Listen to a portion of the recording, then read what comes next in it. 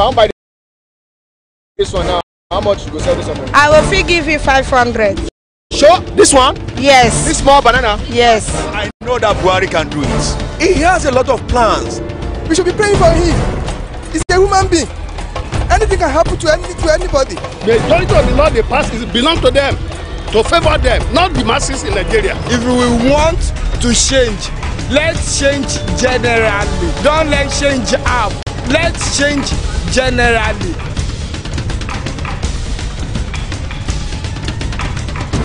The people giving voice to the voiceless. You can now watch CoreTV News live from anywhere in the world on our website www.coretvnews.com. Click on Live TV on our website and watch us live. Hello and welcome to CoreTV Primetime News broadcast. To follow us on Twitter, click on Twitter icon on our website. And Facebook, click on the Facebook and YouTube to see all our previous news production. You can also watch us live on YouTube. Click CoreTV. Leave a space, then news. CoreTV News, a 24-hour news station. Hi, I am Anete Patrick, host of your program Abuja Today, that brings you highlights of happenings in Nigeria's Federal Capital Territory from the Office of the Federal Capital Territory Administration. I appeal to all of us citizens, leaders, politicians, and all to support this team to be able to restore the Abuja Master Plan. To the streets that involves every boy, every girl, every man, every woman, and every youth on the streets, unfolding of happenings in the nation's capital territory. Our challenge here is kidnapping, and the secret is there. It's a very short journey. You don't have to go as far as Abaji before you know what is happening in Kuji. All of us, we don't know, in short, we don't know where to put head. Because definitely our children, they are hungry. So join me at this time on CoreTV as we take you on a tour on Nigerian seat of power. The judiciary, third arm of government. What happens here is what we give to you. The arraignments, arguments, rulings, adjournments of cases and judgments. The fight against corruption and issues bordering on human rights violations.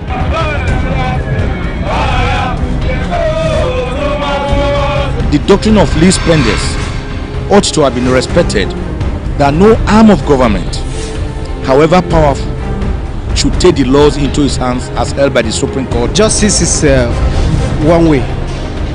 It's either you go for justice or justice go after you. But I've never seen a situation where an individual is afraid of justice. We move from court to court to give you updates on legal matters, when they happen and where they are happening, going extra miles to get reactions from the parties, even when they are not in the mood to speak. No comment. Talk to my lawyer. Watch Legal Scope on CoreTV News at this time. Democracy allows for fair hearing. This is reckless. This is ungodly. When news break, we engage experts in critical analysis. Do you see your party coming into power come 2019? This administration will succeed and succeed well. You cannot be running a 4-year tenure like you are running a 20-year tenure. He has done fairly well, especially where insurgency and terrorism. Then it gets controversial. They have a right to their opinion. Can we, very interesting gentlemen, just hold on. I am about principle and I'm about fortune. Now, you see, let me say this. So that our soldiers will be free, we should also ask for justification. Core Digest, your #1 program for current issues.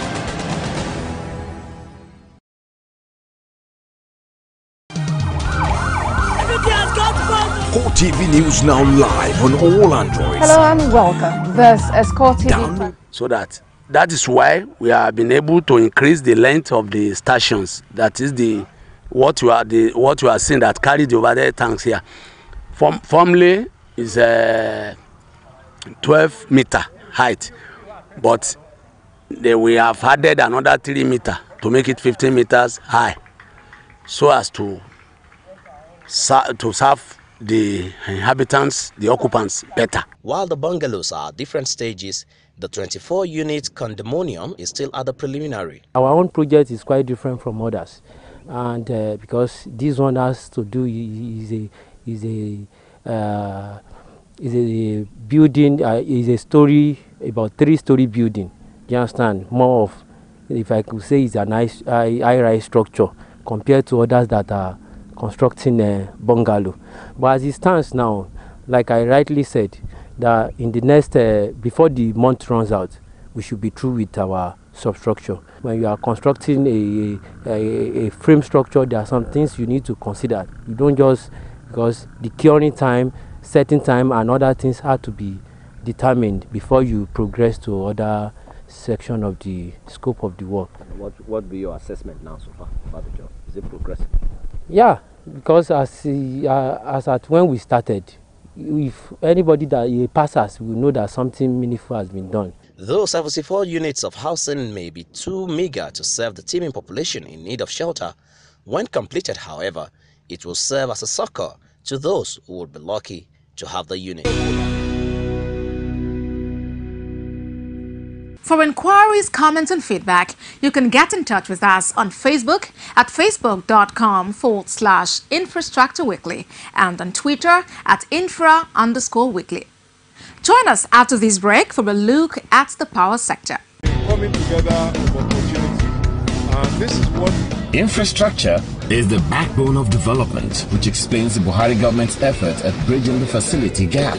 Infrastructure Weekly is a television package designed to bring you latest information of hundreds of development projects going on in various sectors all over the nation. There is no state in Nigeria today where you will not see our contractors busy at work. Power generation, rural electrification, road rehabilitations, national housing scheme, construction of roads and rail lines across the country, you name it. We are now able to produce 7,000 megawatt of power. That is no longer debatable. Infrastructure Weekly is Nigerians working together for a better Nigeria. So be better informed to take better informed decisions. Watch Infrastructure Weekly, showing on Channels Television Thursdays 2:30 p.m., NTA Network Wednesdays 5 p.m., and CoreTV News Fridays at 8 p.m. Infrastructure Weekly, making development known. The federal government has reiterated its determination to ensure that the issue of problem of metering consumers of electricity becomes a thing of the past in Nigeria. Minister of Power, Works and Housing Babatunde Fashola disclosed this while speaking at the 27th Power Sector Stakeholders Meeting in Yola.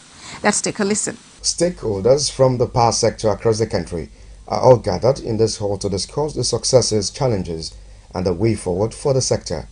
The Minister of Power, Works and Housing, who addressed the gathering, said the ministry has already issued a regulatory framework to license meter assets with a view to ensuring that all consumers have access to meter.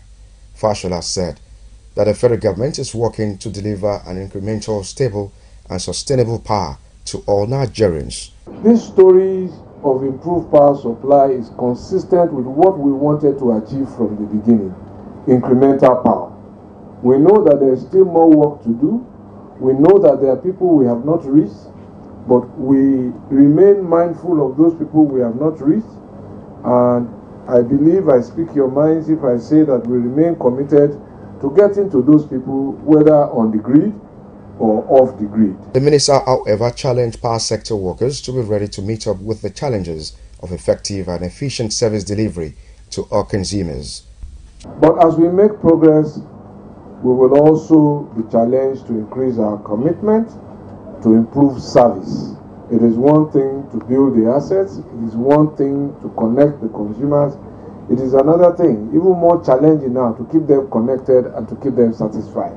Managing Director of the Transmission Company of Nigeria, Usmango Mohammed, said the company has completed 80% of the 32 kVA power lines that have been destroyed by Boko Haram insurgents in the northeast as a result of the intervention of the Federal Ministry of Power, Works and Housing. We are expanding our network in the northeast. For example, we are putting 150 MVA substation, that is a 330 kV substation at Bauchi. We are putting one in Jalingo. We are putting one in Maibelwa. And we are also expanding the capacity of Yola, we are expanding the capacity of Gombe. Bidding and assured consumers that the ministry will continue to work assiduously to ensure that such trend is brought to an end.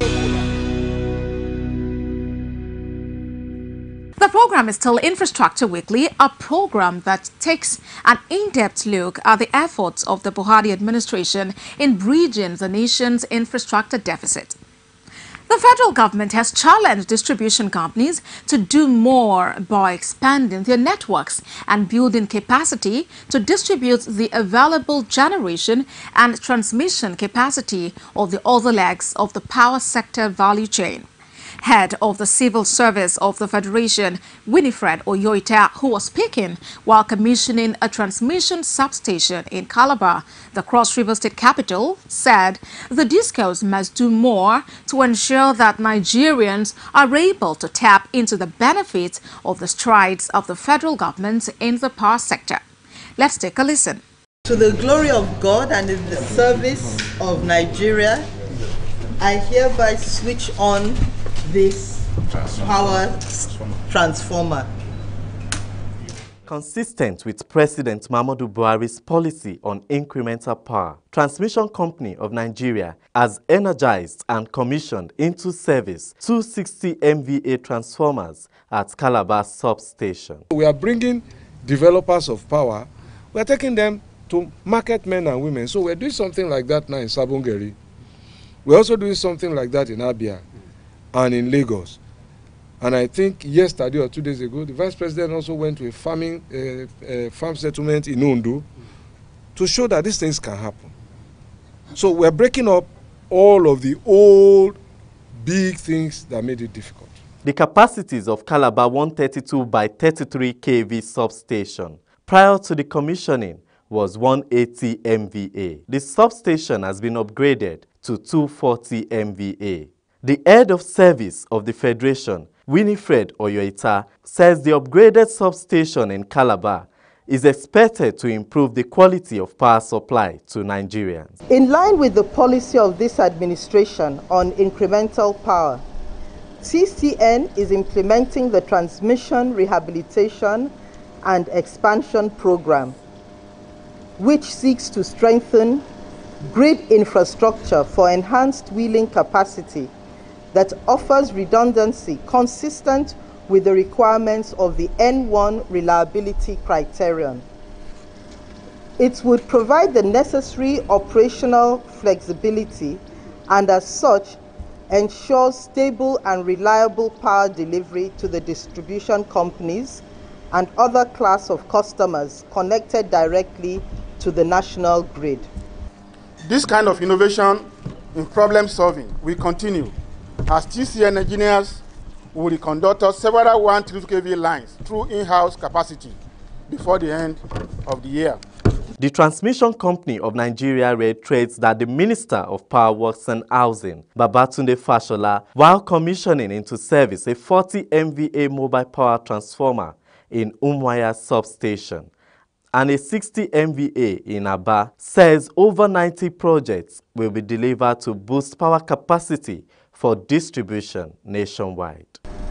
I wish to use this occasion to call on the distribution companies to invest in their network so that the massive investment by TCN and the generation companies can lead to economic growth and development of Nigeria. I wish to thank the Honorable Minister of Power, Works and Housing, Mr. Babatunde Fashola-san, for providing the leadership that is making it possible for TCN to transform from the weakest link to the strongest link now in the power sector.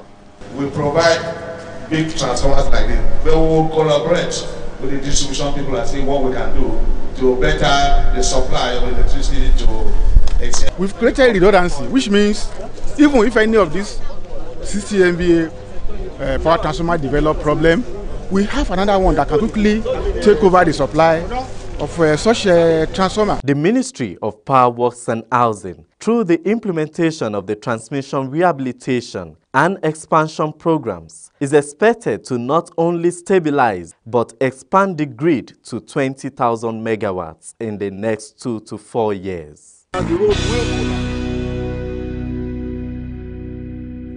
That's all on this week's edition of the program. Let's continue the conversation on social media. On Facebook, it's facebook.com/Infrastructure Weekly, and on Twitter at infra_weekly. Continue to support and protect all federal government infrastructure projects around you. Let's make Nigeria great by being patriotic citizens and observing our civic responsibilities by, above all, paying our taxes. Thanks so much for watching. I am Abosede Omoruyi. Bye for now. Bring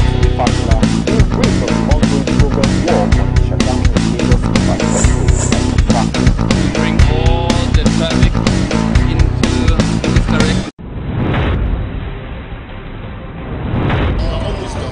Yes, not to accept.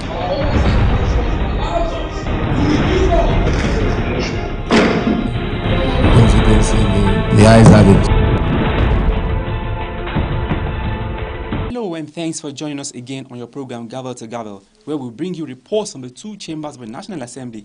In today's edition, we'll bring you a package on passage of the 2018 budget 6 months after it was laid by President Muhammadu Buhari, plus other big stories from the two chambers during the week. I am your host, Chuka Odita. Please stay tuned. As you can see, the eyes have it. Welcome back. After extensive examination of the 2018 appropriation figures submitted by the MDAs late last year, the National Assembly finally on Wednesday passed the 2018 budget, but not without urging the executive to resist the temptation to implement the budget in piecemeal, as only full implementation can deliver the full benefits of the spending instrument.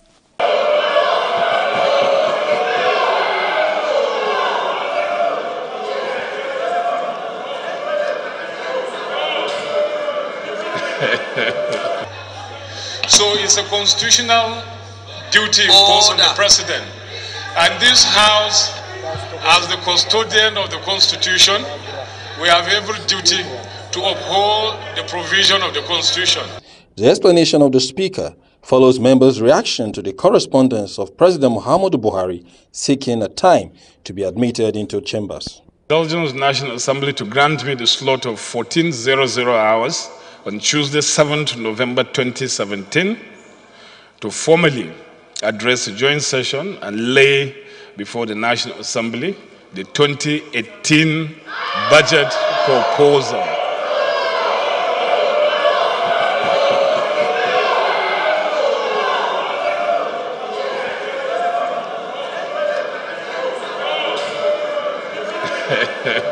Explaining the constitutional responsibility on the House to receive the President even before the MTEF approval, spokesman of the House has this to say. Budget is the constitutional right of the President to come and lay. There's a difference between laying of a budget and actually deliberating or starting legislative work on the budget. Osaitin Ustadibame, CoreTV News, Abuja. Of a budget and actually deliberating. Spokesman of the House has the or starting legislative work on the budget. Osaitin Ustadibame, CoreTV News, Abuja. Of a budget and actually deliberating. Spokesman of the House has the or starting legislative work on the budget. Osaitin Ustadibame, CoreTV News, Abuja. Of the spending instrument. Of a budget and actually deliberating. Spokesman of the House has the or starting legislative work on the budget. CoreTV News, Abuja. Of the spending instrument. Of a budget and actually deliberating. Spokesman of the House has the or starting legislative work on the budget. CoreTV News, Abuja. Of the spending instrument. Of a budget and actually deliberating. Spokesman of the House has the or starting legislative work on the budget. CoreTV News, Abuja. Of the spending instrument. Of a budget and actually deliberating. Spokesman of the House has the or starting legislative work on the budget. CoreTV News, Abuja. The spending instrument of a budget and actually deliberating. Spokesman of the House has the or starting legislative work on the.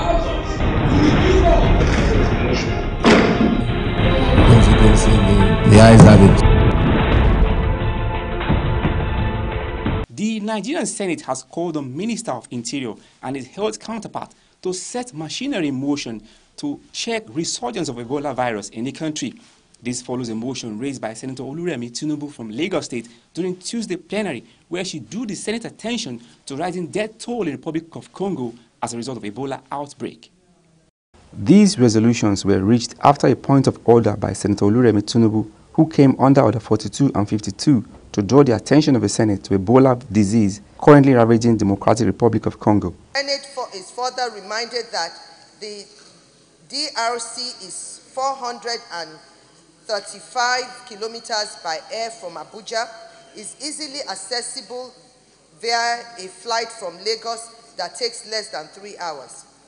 Senate notes also the report of the World Health Organization stating that Nigeria and other African countries are at modest risk of spread. Other lawmakers who lend their voices to the motion also urged the Senate to quickly intervene to end the ongoing strike by some sections of the health worker in Nigerian hospitals. Many health workers in our republic are on strike. And should there be the introduction of this viral problem into our country, we won't even have the health workers to attend to it. So I think because of the possibility of such a crisis, we must urge an immediate intervention in this long-lasting industrial action so that we will have the workers, God forbid, to attend to whatever health problem may arise in our republic. That's had it. A few years ago, about 2013, 2014, we had it. And it was very, very dangerous. The entire nation was in trouble because it was spreading like wildfire from one state to another and killing people just like that. So when it was reported that this is happening in the Democratic Republic of Congo again, believe you me, everybody, including my humble self, I was visibly worried. DRC being a country in Africa with relationship with Nigeria in various aspects, it is important that we take this motion very seriously to ensure that Nigeria is not taken unawares again.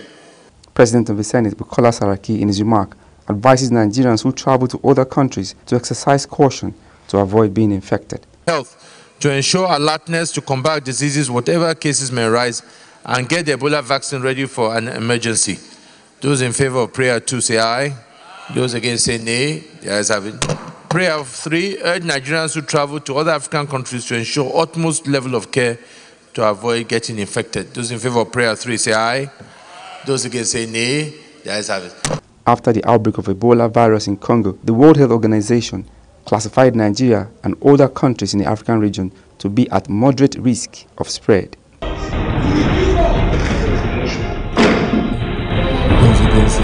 The ayes have it. The last may not have been heard of a skirmish between the Inspector General of Police and the President of the Senate.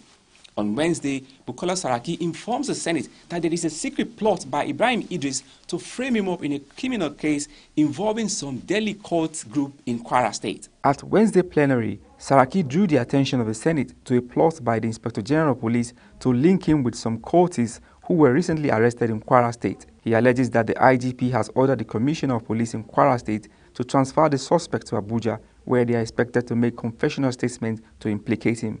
This is another example of what we're all getting concerned about, where there's beginning the gradual breakdown of rule of law, disregard for constitutional authority, impunity, all actions that are a danger for our democracy. And I think it is our responsibility as a custodian of this democracy to continue to raise these issues. Enraged by the disclosure, lawmakers took turn to condemn the purported plan by the Inspector General of Police to tarnish the image of the Senate President. I now see a trend that while you are in the midst of danger or anything, your mobile policeman or whatever can be withdrawn at any time. And I think that is quite detestable, because we are not here because we are the children of our own fathers. We are here because we are senators of the Federal Republic of Nigeria. And whether anybody like us or not, fact is we followed a process to be where we are today. And anybody that wants to be called so can follow the same process to become a senator of the Federal Republic of Nigeria. But virtually each and every one of us stands a danger of this sort. I think what we should do, like my colleague said, is to also behave as if we are in the understanding that the president doesn't know. Let us also go to him and tell him that our democracy is collapsing under your watch. It's very important. I supported the inclusion of the Senate President on the delegation for one fact. In my submission earlier, I said this is one issue that could take us to the President. But remember, this is symptomatic of what is happening.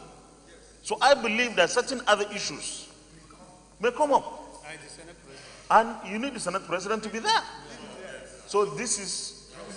As traditional of the National Assembly, Saraki had to vacate the seat as Senate President to allow the Deputy Senate President, Ike Ekweremadu, to preside over plenary and choose a committee. The Senate President has raised today is just an exposure of some of the things that are going wrong with our democracy, which we need to halt. So we need to ensure that there's rule of law. We need to ensure that we respect our various rights.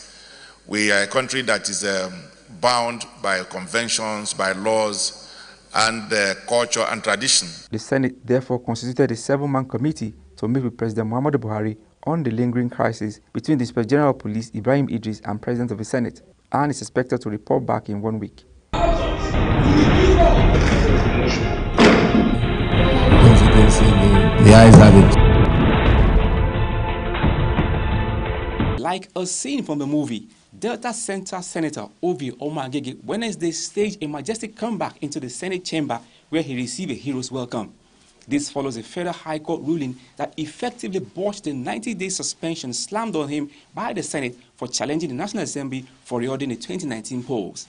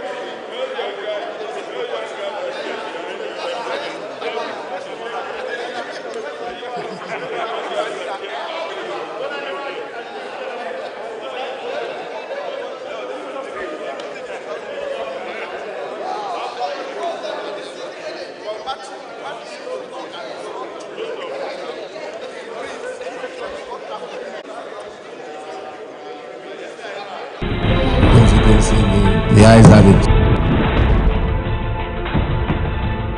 Let's take a break. When we return, we'll bring you more stories. As you can see, the ayes have it.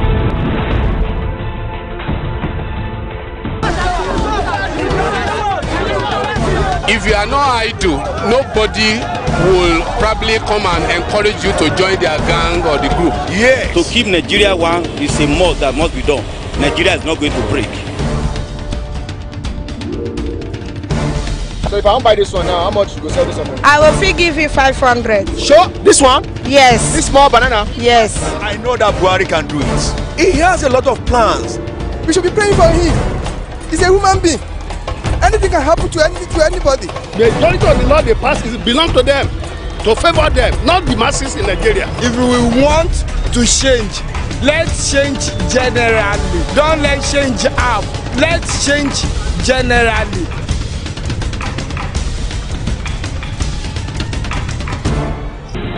As you can see, the ayes have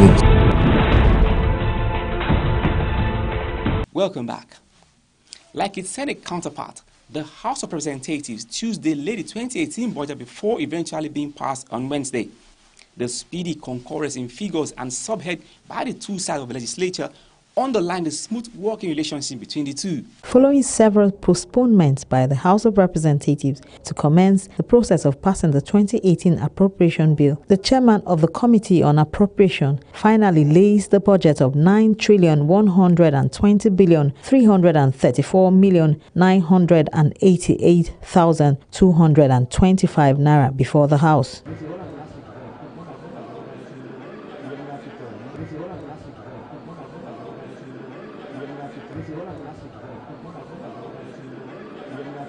He further gives a breakdown of the budget. I rise to move that the House do receive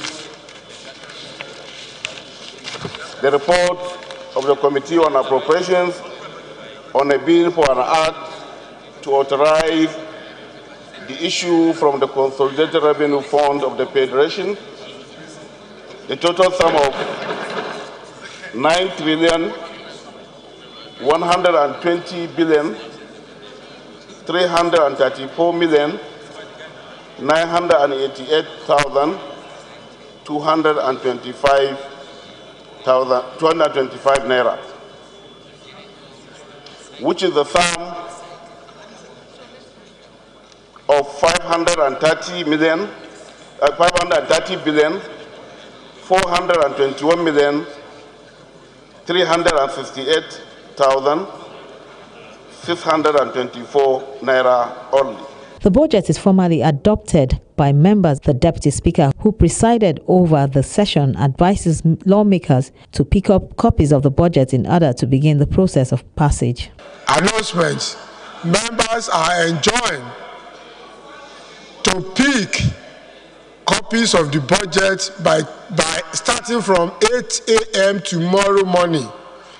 And by tomorrow afternoon, we'll pass. If we are not able to finish, we'll finish on Thursday. Thank you very much. One key observation in the appropriation bill is the increment of over 5 billion naira differentiation of the 8.6 trillion naira submitted by President Muhammadu Buhari at the presentation to both chambers of the National Assembly on November 7, 2017. As you can see, the ayes have it. The 2018 appropriation bill happens to be the largest in the nation's history, premising on the key revenue assumptions of oil benchmark of $51, an increase of $6 above the $45 proposed by the government, but retains 2.3 million barrels per day at an exchange rate of 305 naira per dollar. Chairman, House Committee on Media and Publicity, Abdulrazak Namdas, explains the $51 benchmark increase. I'm telling you how we applied the increase in the oil benchmark. These differences, that was what made us to increase from 6.8 trillion to 9.1 trillion. So we have a reduction of deficit of 50.88 billion. Allocation to critical sectors like power, works and housing, defense as well as transportation got the highest capital allocation of 1.09 trillion naira out of a total sum of 2.87 trillion naira in the 2018 budget, which was laid before the National Assembly. One of the major landmarks subhead approved by the National Assembly is a sum of 55.15 billion naira for the implementation of the National Health Act. Additional sums of 33.98 billion naira was also approved for Niger Delta Development Commission, 12 billion naira for the newly established universities, and 43.5 billion naira for completion of federal roads nationwide. And then, when passing the budget, we had some differences with the Senate. For instance, we have amended clause 6 that there should be no extra budgetary spending. If you want to spend out of the budget, you have to come back by way of supplementary. That is what we passed here today. And in clause 1, we also agreed that this budget, when passed, has to be 12 calendar months. And it has to start from the day it is assented to. This was something we have.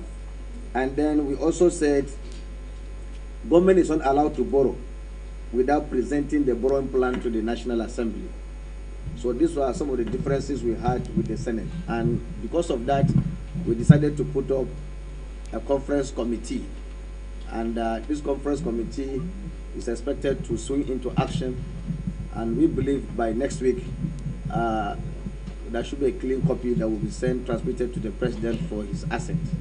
So, highlight of the proposal are 530,421,368,624 naira for statutory transfer, 2,203,835,365,699 naira for debt service, 3,512,677,902,077 naira for recurrent expenditure, and 2,873,400,351,825 naira for capital expenditure.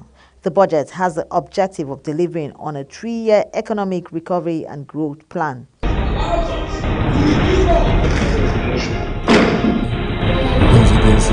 The eyes have it. Let's take a break. When we return, we'll bring you more stories. The eyes have it.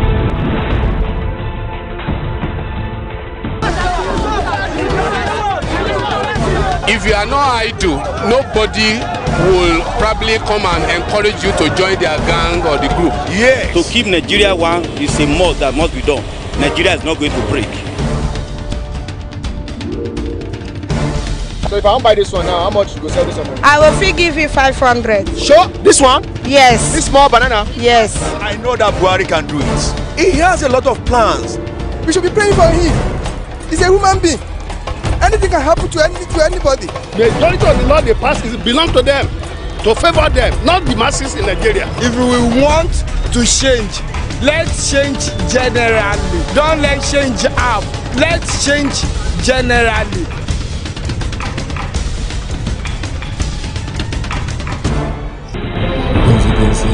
The eyes have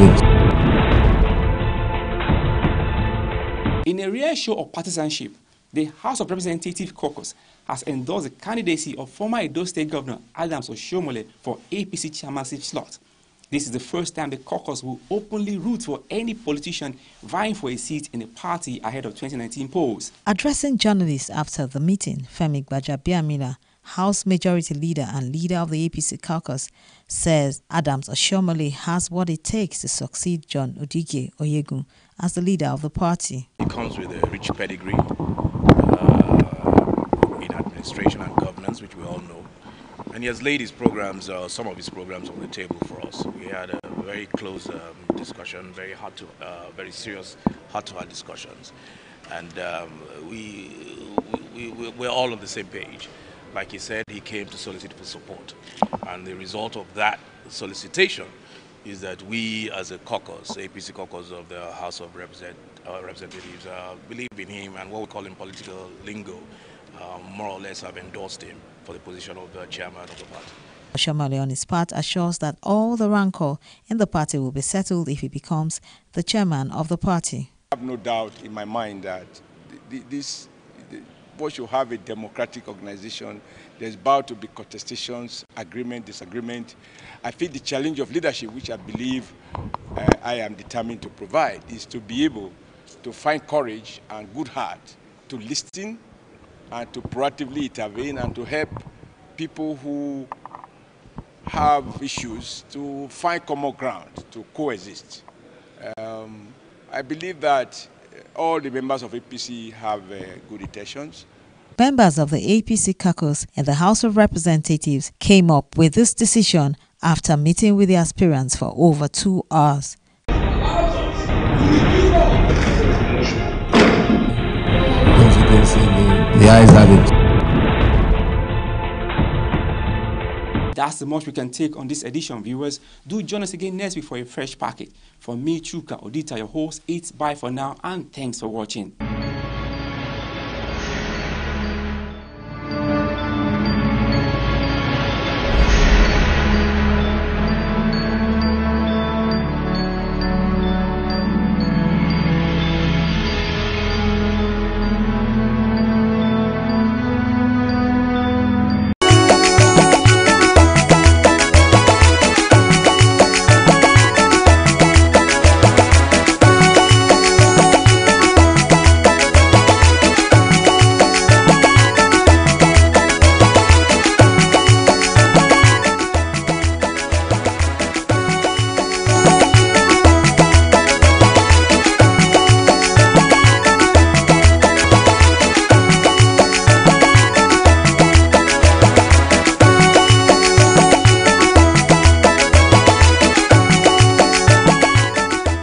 On this week's edition of Nodo Reports, we shall be serving you a special package on the stakeholders meeting in Abuja, where frank discussions on how to tame the monster of armed banditry in the guise of herdsmen attack in various communities in parts of the country, with states in the north recording fatality in their hundreds. As usual, other reports of continued strife for good governance also feature. I am Usaiti Usadibama, your regular anchor on the program.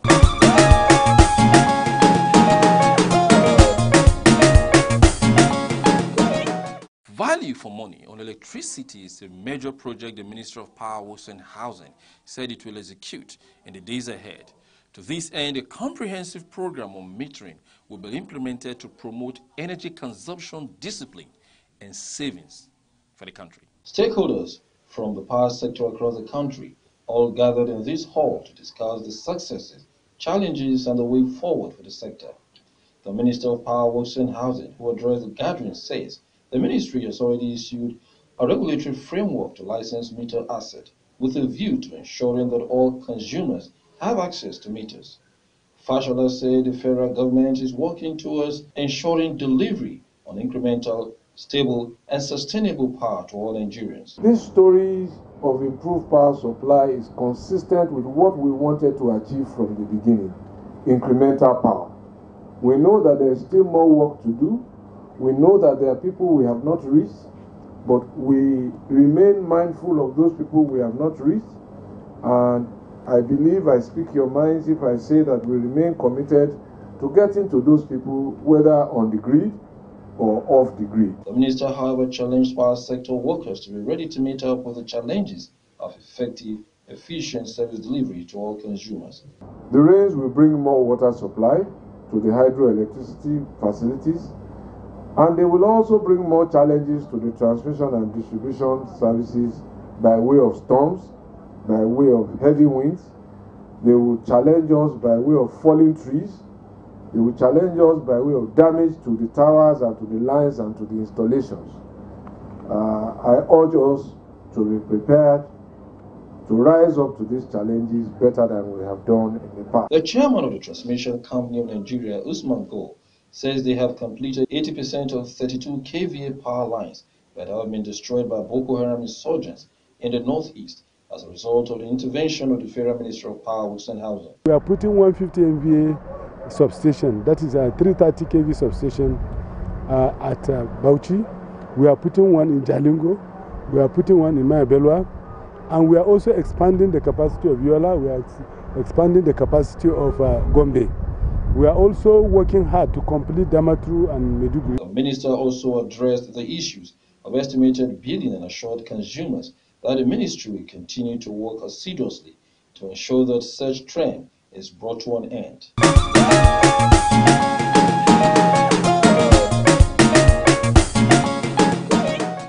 The Chief of Army Staff is confident that his troops can eliminate the threats on lives and property in parts of the country.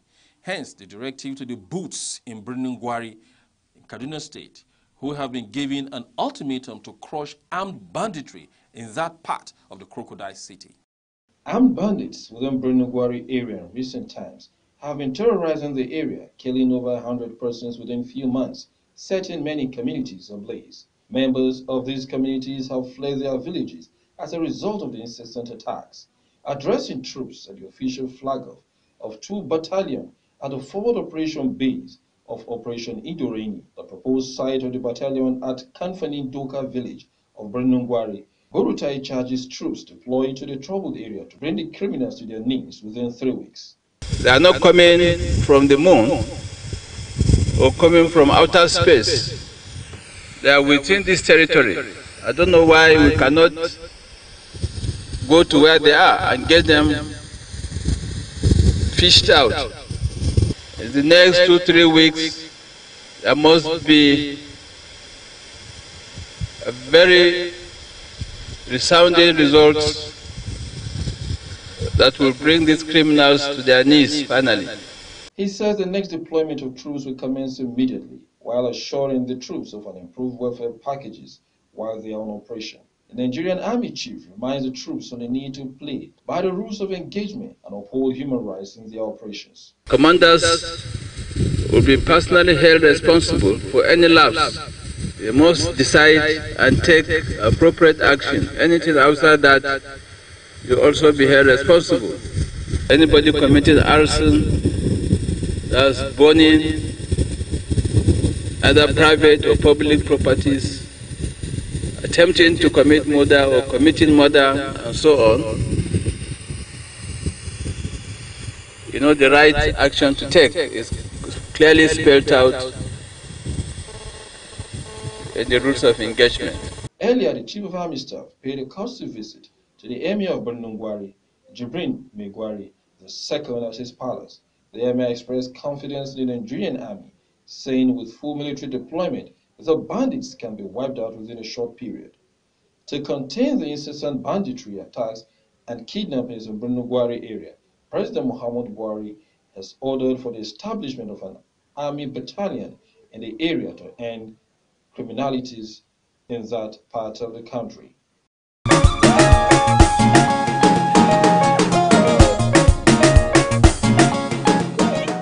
A Kwara lawmaker believes that the refusal of the Inspector General of Police to honor the invitation of the Senate is a threat to democracy.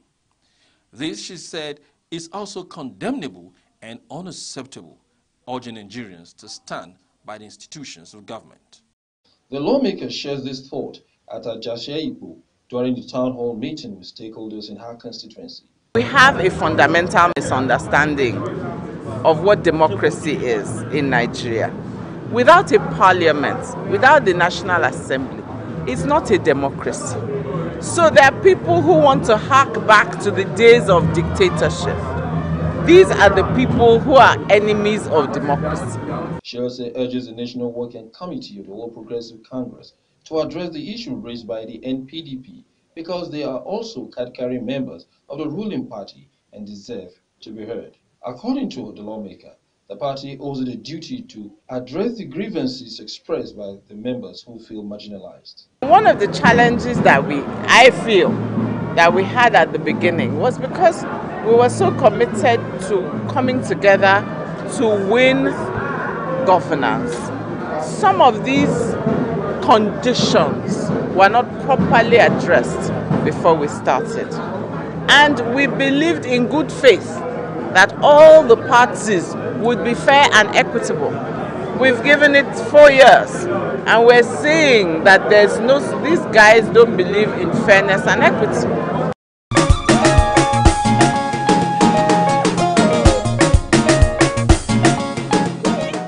We shall be taking a break here. Please stay tuned and do not forget to reach us on our email, callburex@gmail.com, as it is showing on your screen. I am Anita Patrick, host of your program Abuja Today, that brings you highlights of happenings in Nigeria's Federal Capital Territory from the Office of the Federal Capital Territory Administration. I appeal to all of us citizens, leaders, politicians, and all to support this team to be able to restore the Abuja Master Plan. To the streets that involves every boy, every girl, every man, every woman, and every youth on the streets, unfolding of happenings in the nation's capital territory. Our challenge here is kidnapping, and the secret is there. It's a very short journey. You don't have to go as far as Abaji before you know what is happening in Kuji. All of us, we don't know, in short, we don't know where to put head, because definitely our children, they are hungry. So join me at this time on CoreTV as we take you on a tour on Nigerian seats of power.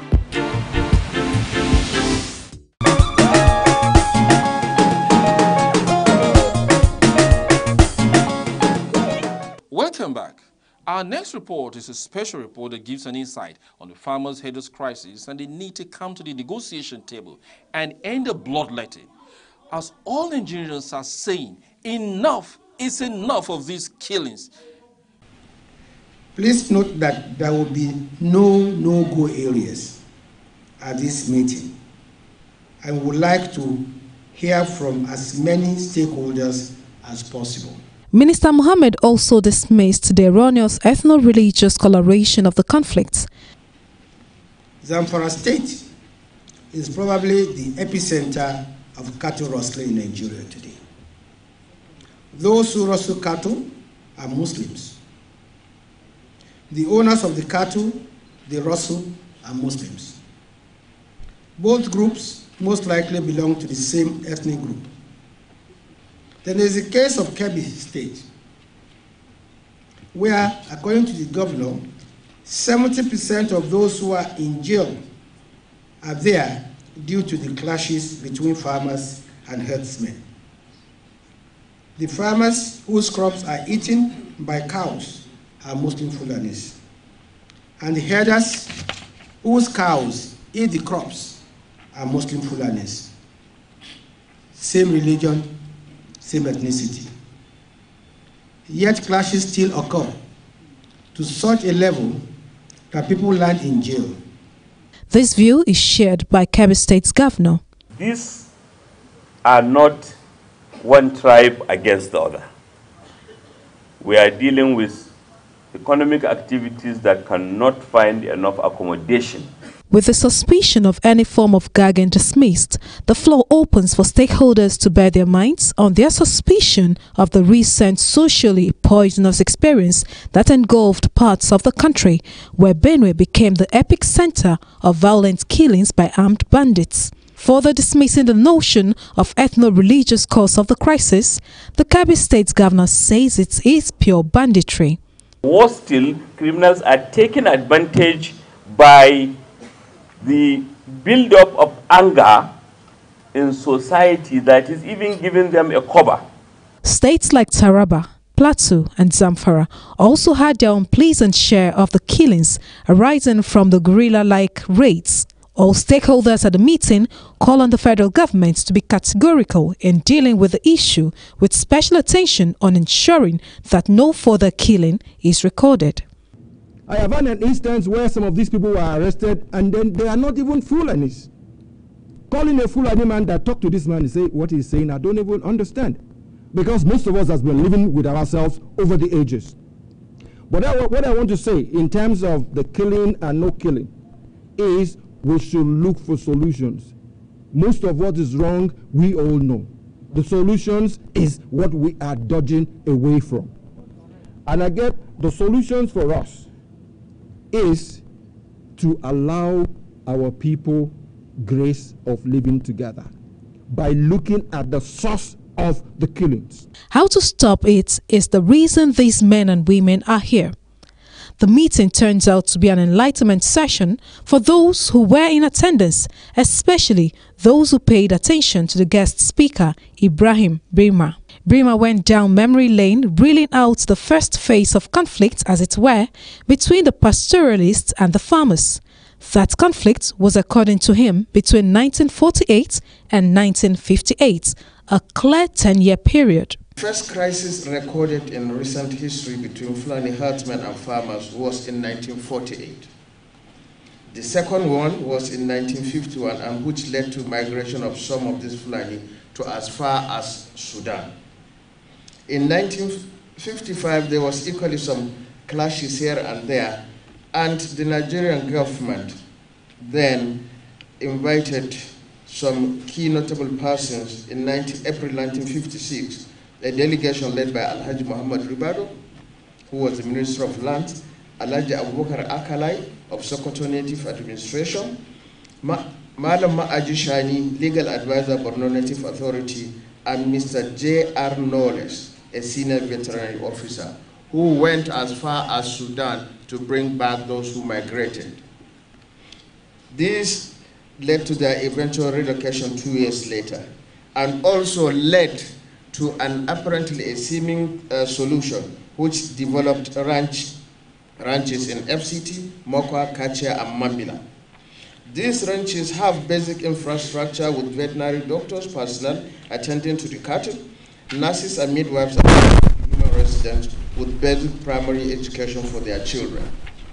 The guest speaker's historic insight into a 10-year imbroglio speaks to series of neglects that herdsmen have been subjected to by the actions of past administrations, both at federal, state, and local council levels. The abolition of jangali, or cattle tax, in the 80s by most governments in northern Nigeria, to my mind also further alienated the government from moral responsibility of providing basic human and cattle vaccines.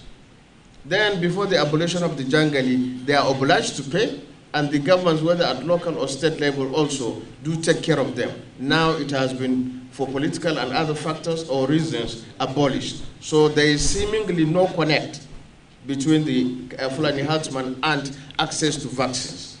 And this can be seen as clearly from the budgets of state government, whereby what they do give us to Ministry of Animal Health and Livestock, where they still exist, is negligible or too meager to cater for the problems at hand.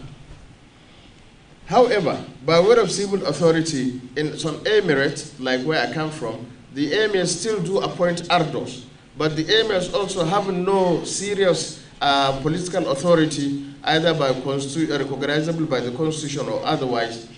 It's just a persuasive power, whereby the ardo, of course, he cannot also bend it down upon the herders. So that loss of authority. Abreast with the facts of the matter, residents of Abuja who form part of the participants at the town hall meeting and the critical stakeholders took turns to speak on the need for the bloodshed to stop while lasting solutions are engaged.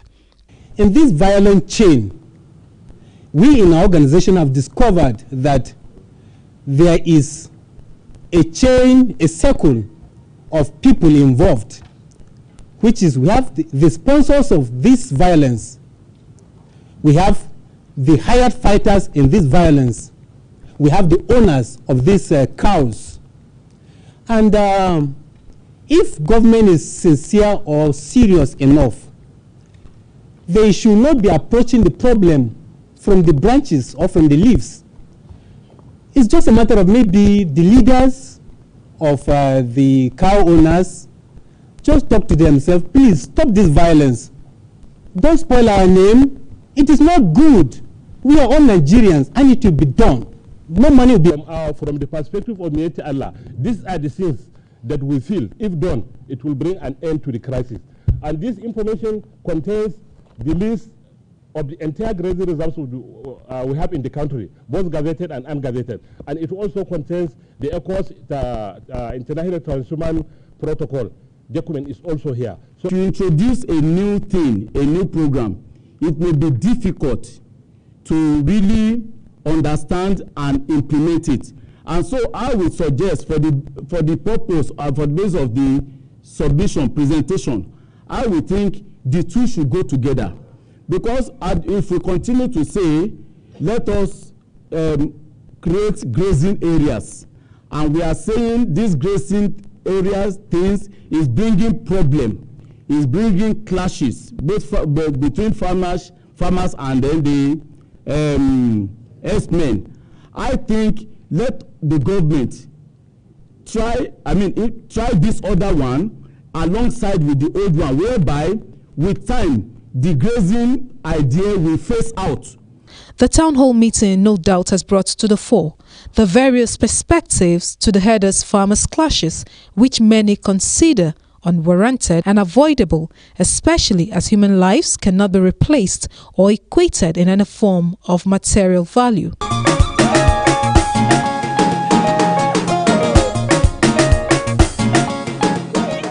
We shall be going on a second break here.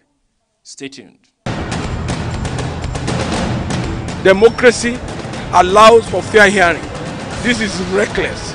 This is ungodly. When news break, we engage experts in critical analysis. Do you see your party coming into power come 2019? This administration will succeed and succeed well. You cannot be running a 4-year tenure like you are running a 20-year tenure. He has done fairly well, especially where insurgency and terrorism. Then it gets controversial. They have a right to their opinion. Can we, very interesting gentlemen, just hold on. I am about principle and I am about fortune. Now, you see, let me say this. So that our soldiers will be free, we should also ask for justification. Core Digest, your #1 program for current issues. Welcome back. Doctors in Kaduna State have said the Johesu strike will not deter them from attending to patients in their respective hospitals and places of assignments. They have charged patients to walk into the hospitals across Kaduna State for the medical attention they may be needing, while emphasizing that they should ignore the industrial action of Johesu because the doctors are available to attend to them. The nationwide strike embarked upon by the Joint Health Sector Union Johesu has lingered for over a month now. The strike has grounded activities in many hospitals across the country, even as it continues to generate mixed reactions from many quarters. The Nigerian Medical Association in Kaduna is dissociation itself from industrial action, which it says all hospitals in the state are open and doctors are always available to attend to patients, and calls on the federal government to declare the Joint Health Sector Union Johesu as illegal, as it is sabotaging the President Muhammadu Buhari-led administration. We therefore call on Nigerians, and particularly the federal government, to henceforth declare Johesu unknown to law, illegal, and hence ask any group of healthcare professionals with perceived and genuine grievance to follow lawfully established procedure to seek redress. According to the association, the quest for same salary with doctors by the Joint Health Sector Union Johesu is uncalled for. What other health workers want, incidentally, and this is quite unfortunate, is not necessarily increase in salary per se. They rather want government to pay them equal pay as doctors. This is like an air hostess asking to be paid equally as a pilot, or a court clerk asking to be paid equally as a judge. The doctors argue that Johesu is not relevant in the health sector value chain. As for Johesu, it is absolutely irrelevant. We don't need a Johesu. We need the nurses, we need the pharmacists, we need the attendants, we need the lab scientists and all that. It doesn't make sense in the first instance, and it's an unholy alliance. The doctors appeal to the citizens across the country to go to any hospital of their choice for medical attention, as doctors are always on ground to attend to patients.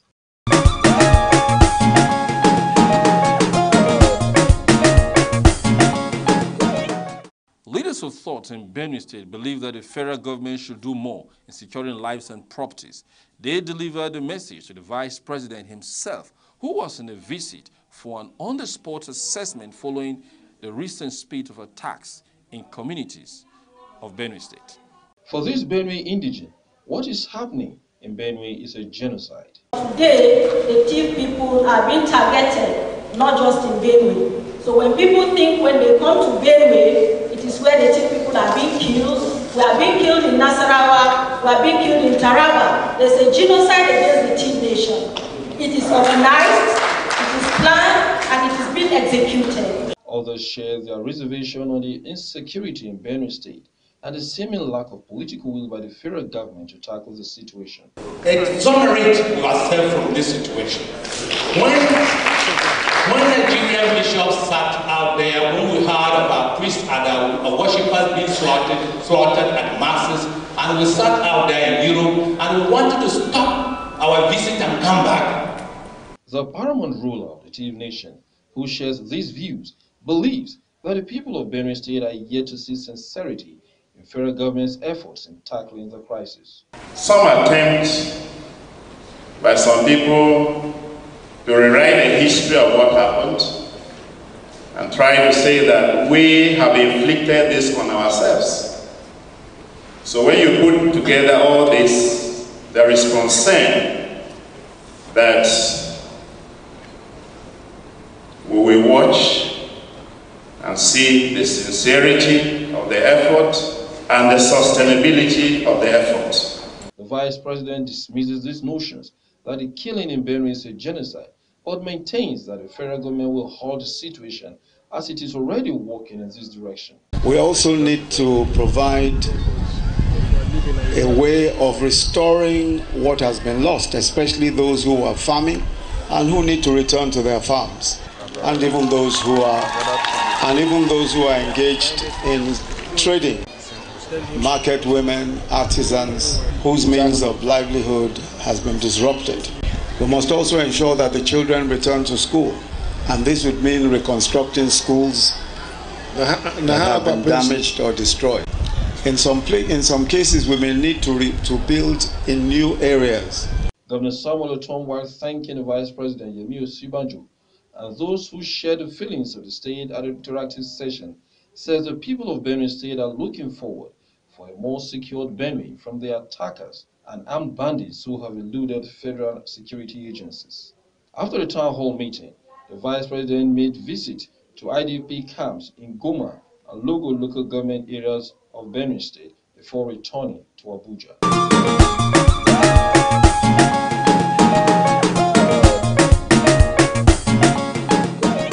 We have exhausted our time on this week's edition of Northern Reports. Please stay with us until next week when we come with another bumper package for your interesting view. I am Musaitinho Sadibame, your regular anchor on the program. Until then, I say bye from here and have a great Ramadan experience.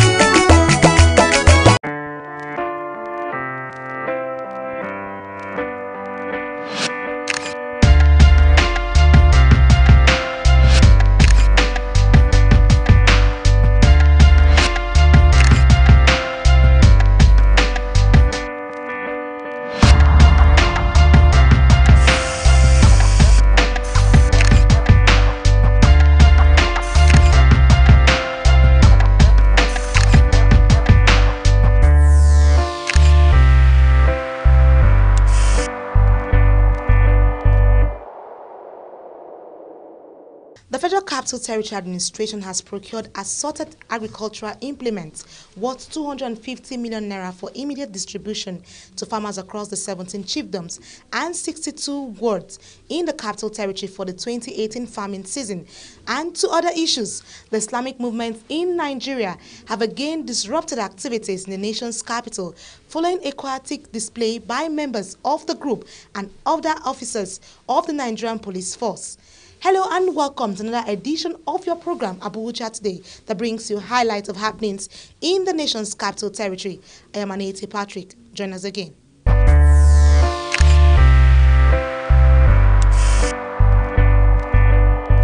As the rain begins, the Federal Capital Territory Administration has procured assorted agricultural implements worth 250 million naira for immediate distribution to farmers across the 17 chiefdoms and 62 wards in the Capital Territory for the 2018 farming season. The Federal Capital Territory Minister, Mohammed Bello, made this known while flagging off the FCT farming season at the Old Parade Ground in Abuja.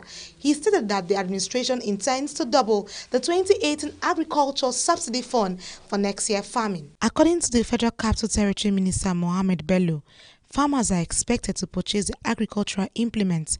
You can now watch CoreTV News live from anywhere in the world on our website www.coretvnews.com. Click on Live TV on our website and watch us live. Hello and welcome to CoreTV Primetime News broadcast. To follow us on Twitter, click on Twitter icon on our website. And Facebook, click on the Facebook and YouTube to see all our previous news production. You can also watch us live on YouTube. Click CoreTV, leave a space, then News. CoreTV News, our 24-hour news station. Hi, I am Anete Patrick, host of your program Abuja Today, that brings you highlights of happenings in Nigeria's Federal Capital Territory from the office of the Federal Capital Territory Administration. I appeal to all of us citizens, leaders, politicians, and all to support this team to be able to restore the Abuja Master Plan. To the streets that involves every boy, every girl, every man, every woman, and every youth on the streets, unfolding of happenings in the nation's capital territory. Our challenge here is kidnapping, and the secret is there. It's a very short journey. You don't have to go as far as Abaji before you know what is happening in Kuji. All of us, we don't know, in short, we don't know where to put head, because definitely our children, they are hungry. So join me at this time on CoreTV as we take you on a tour on Nigerian seat of power. The judiciary, third arm of government. What happens here is what we give to you. The arraignments, arguments, rulings, adjournments of cases and judgments. The fight against corruption and issues bordering on human rights violations.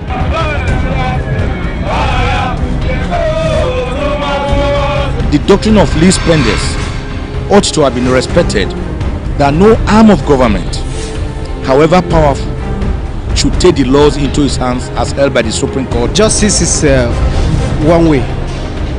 It's either you go for justice or justice go after you. But I've never seen a situation where an individual is afraid of justice. We move from court to court to give you updates on legal matters, when they happen and where they are happening, going extra miles to get reactions from the parties, even when they are not in the mood to speak. No comment. Talk to my lawyer. Watch Legal Scope on CoreTV News at this time. Democracy allows for fair hearing. This is reckless. This is ungodly. When news break, we engage experts in critical analysis. Do you see your party coming into power come 2019? This administration will succeed and succeed well. You cannot be running a 4-year tenure like you are running a 20-year tenure. He has done fairly well, especially where insurgency and terrorism is concerned. Then it gets controversial. They have a right to their opinion. Can we, very interesting gentlemen, just hold on. I am about principle and I am about fortune. Now, you see, let me So say this. that our soldiers will be free, we should also ask for justification. Core Digest, your #1 program for current issues.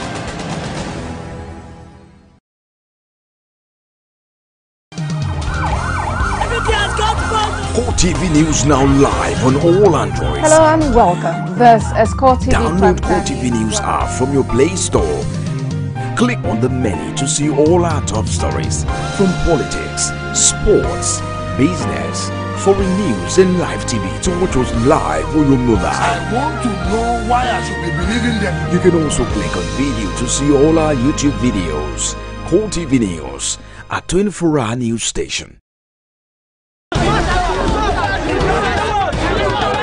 If you are not idle, nobody will probably come and encourage you to join their gang or the group. Yes. To keep Nigeria one is a must that must be done. Nigeria is not going to break. So if I don't buy this one now, how much you go sell this one? I will fee give you 500. Sure? This one? Yes. This small banana? Yes. I know that Buhari can do it. He has a lot of plans. We should be praying for him. He's a human being. Anything can happen to anybody. The majority of the law they pass belongs to them, to favor them, not the masses in Nigeria. If we want to change, let's change generally. Don't let's change half. Let's change generally.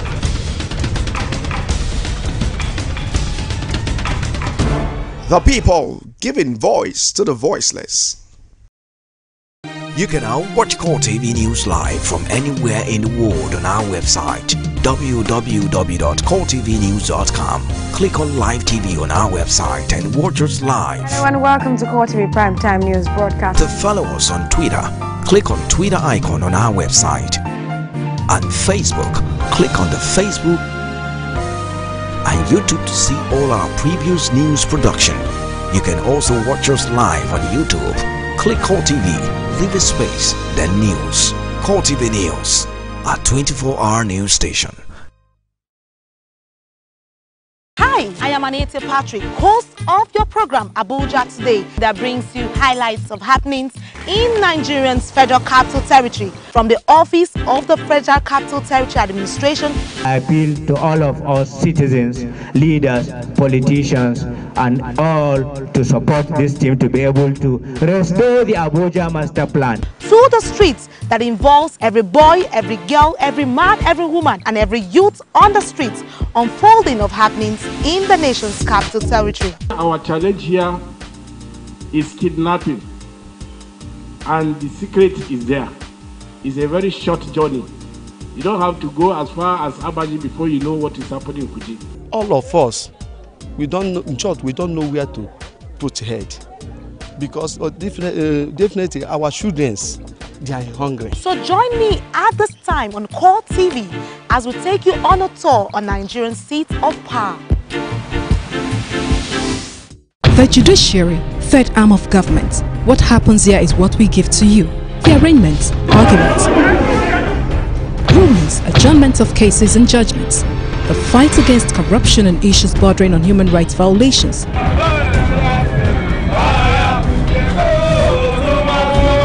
The doctrine of least spenders ought to have been respected, that no arm of government, however powerful, should take the laws into its hands as held by the Supreme Court. Justice is one way.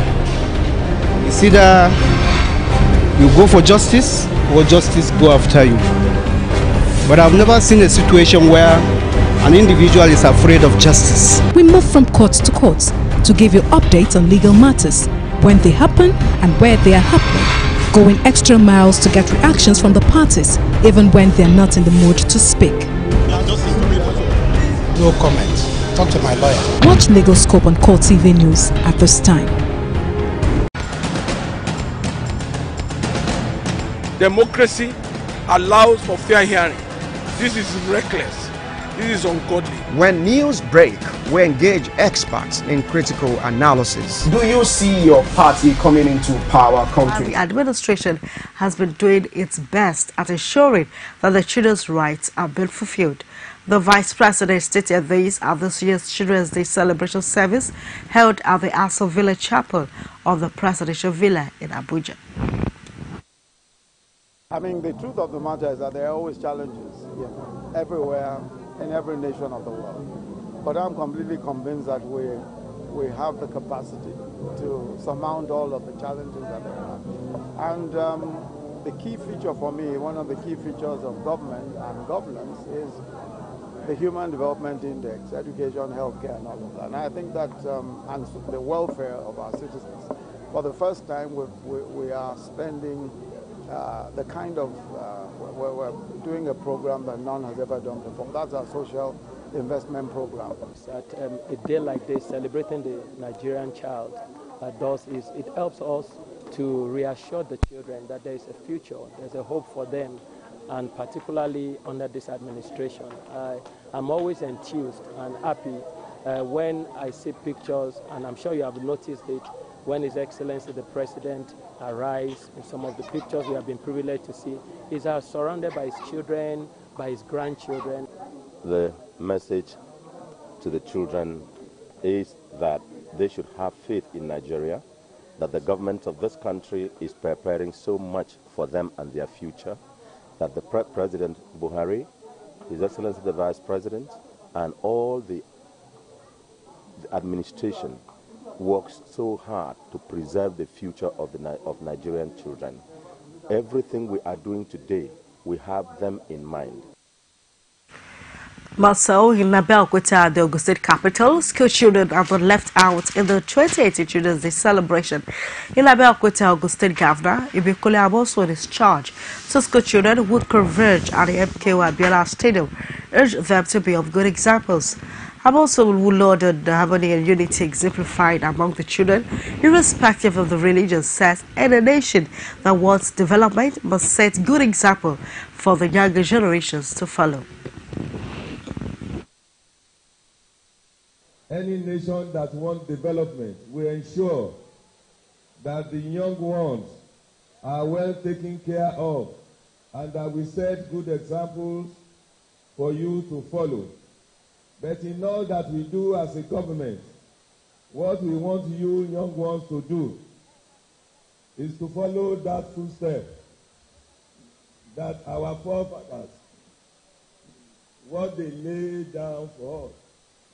So I want to congratulate you and I want to admonish you that you must be of good behavior. This is Ogun State. We must be mindful of what we do. We must be mindful of our character.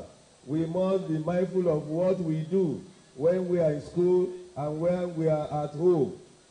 I want to admonish you once again to know that if you want to become somebody in life, whatever your chosen profession that we ultimately follow, there's one thing that must be there. Without it, nothing can happen.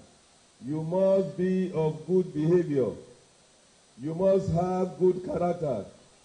Your integrity must be able to be guaranteed. Without all of those, you will not go anywhere.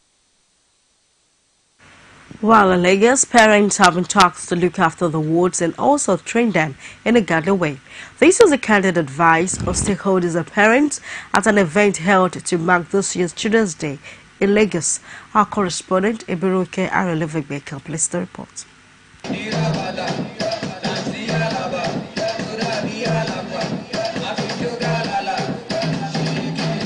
was another exciting and memorable year for these children as they unwind, have fun and dance to the admiration of their parents.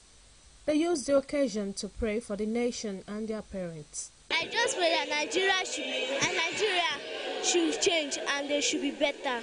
My prayer for our country that there shouldn't be problem and corruption. I pray to my parents that my parents, Lord, let God continue to bless my parents so that they can take care of me and take care of me. The children were advised to resist bad company, while parents were called upon to monitor the activities of the children, especially as they grow up. My message to the children is for them to continue to be focused, be very good children. They should have people who are mature ex that they can look at. So every parent who's been struggling to raise up their children, endeavor to raise up your child in the way of the Lord. It's only when you raise up your child in the way of the Lord, when he grows, he will not depart. They should be of good character to the family, to the parents, to the community, to the school authority. They should be obedient. The children, adorned with face paint, could not hide their joy and eagerness as they participate in different dance competitions and game shows to entertain their parents and friends. Ibironke Irene Lovibi, CoreTV News, Lagos.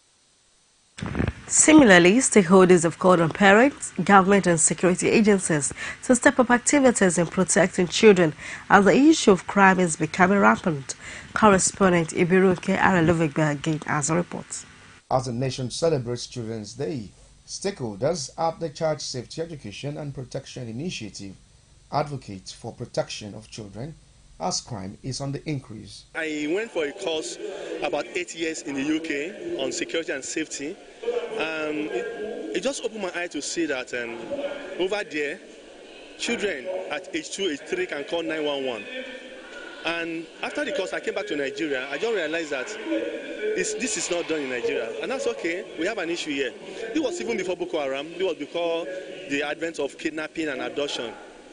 The child abuse has been with us, but it has never been rampant like this. For these stakeholders, they believe that parents, government, and security agencies have a critical role to play in ensuring the safety of the children. Security is almost about everything. The way they eat, the way they go to school, the way they relate, communicate, everything.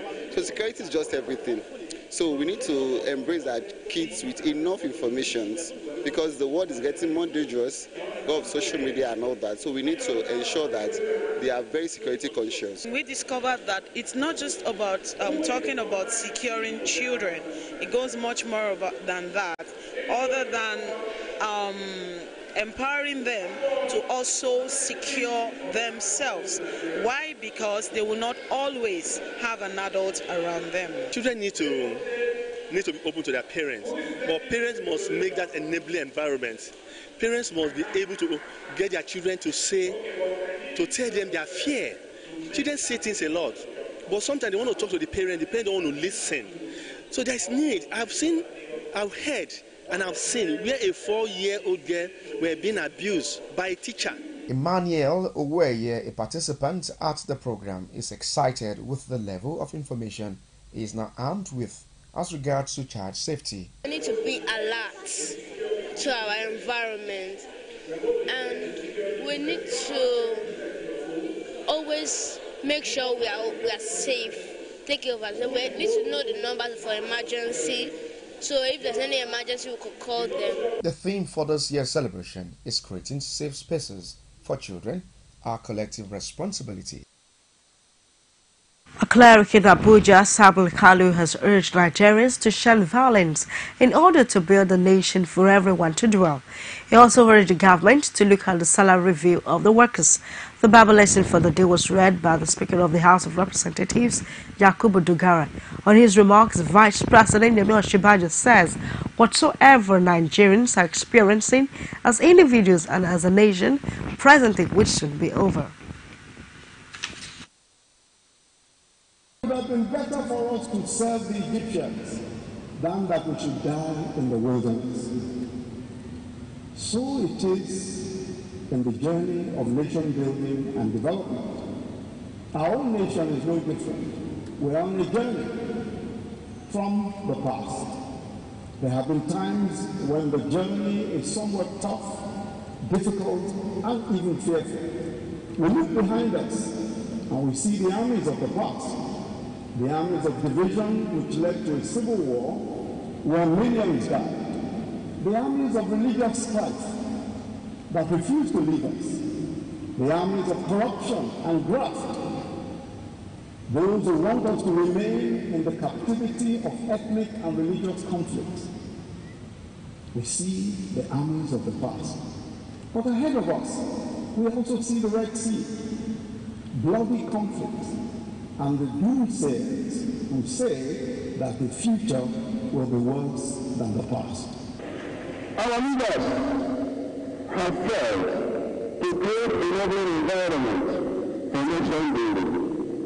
Even as interpretive and interpretive angles abound, our people cannot effectively organize simple party primaries in an atmosphere devoid of doubting and individualism. There is general infighting, petition, Brethren, we need peace before we can build the nation of our dream. You're watching CoreTV News on the Hour. We'll bring you more stories after this break. Just stay with us. For every human need, there is a... CoreTV News now live on all Androids. Hello and welcome. This is CoreTV. Download CoreTV News app from your Play Store. Click on the menu to see all our top stories from politics, sports, business, foreign news and live TV to watch us live on your mobile. I want to know why I should be believing them. You can also click on video to see all our YouTube videos. CoreTV News, a 24-hour news station. If you are not idle, nobody will probably come and encourage you to join their gang or the group. Yes. To keep Nigeria one is a must that must be done. Nigeria is not going to break. So if I want to buy this one now, how much you go sell this one? I will free give you 500. Sure? This one? Yes. This small banana? Yes. Glad to have you back. If you've just joined us, you're watching CoreTV News on the Hour. And for more stories, you can visit our social media platforms on Facebook. That's facebook.com/CoreTV News. You can join a conversation on Twitter at CoreTV News NG, on our Instagram handle, CoreTV News, and watch our top videos on our YouTube channel at CoreTV News NG. President Muhammadu Buhari has stated that the federal government of Nigeria will be aiming to empower multiple youths in the agricultural sector as this will boost the economy and employment rate in Nigeria. The president stated this while meeting with the governors of the 30 states in Nigeria.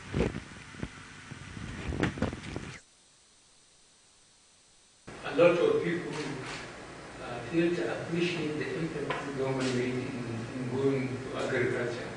But I believe, especially in the wife of the governors, know about it.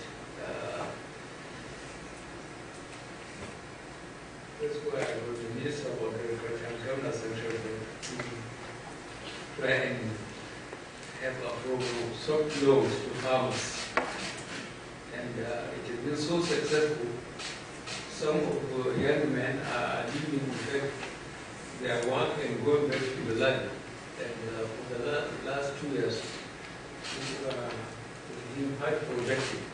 We have seen the damaging effects of drugs and substance abuse on our children, as well as the contributive effect it has towards the high rate of crimes like kidnapping and youth restiveness. Sir, this ban of codeine, therefore, has drastically reduced the alarming statistics of crime. Again, I must say that we are very grateful to you, Mr. President, for the successful airlift of our sons and daughters from Libya. Thank you very much, sir. As in 482 road crashes have occurred in the first quarter of 2018, with speed violation reported as the major cause. Road transport data about the National Bureau of Statistics shows that speed violation during the first quarter of 2018 accounts for 50.81% of total road crashes reported, with tire burst and dangerous driving following closely. Both account for 8.26% and 8.42% respectively of the total road crashes recorded. Arit Efanga reports. Data is provided to guide governments in its policy direction for safer roads and improved commerce and national productivity. The National Bureau of Statistics shows that a total of 8,466 Nigerians got injured in the road traffic crashes recorded. 7,773 of the 8,466 people injured, representing 92% of the figure, being adults. The remaining 693 people, representing 8% of the figure, are children.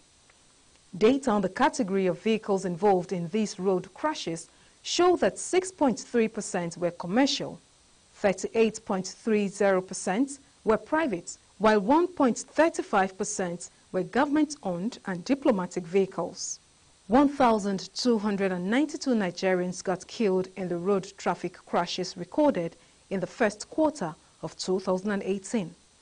With the current total population of the country standing at 198 million, estimated vehicle population as at first quarter of 2018 is put at 11,653,871.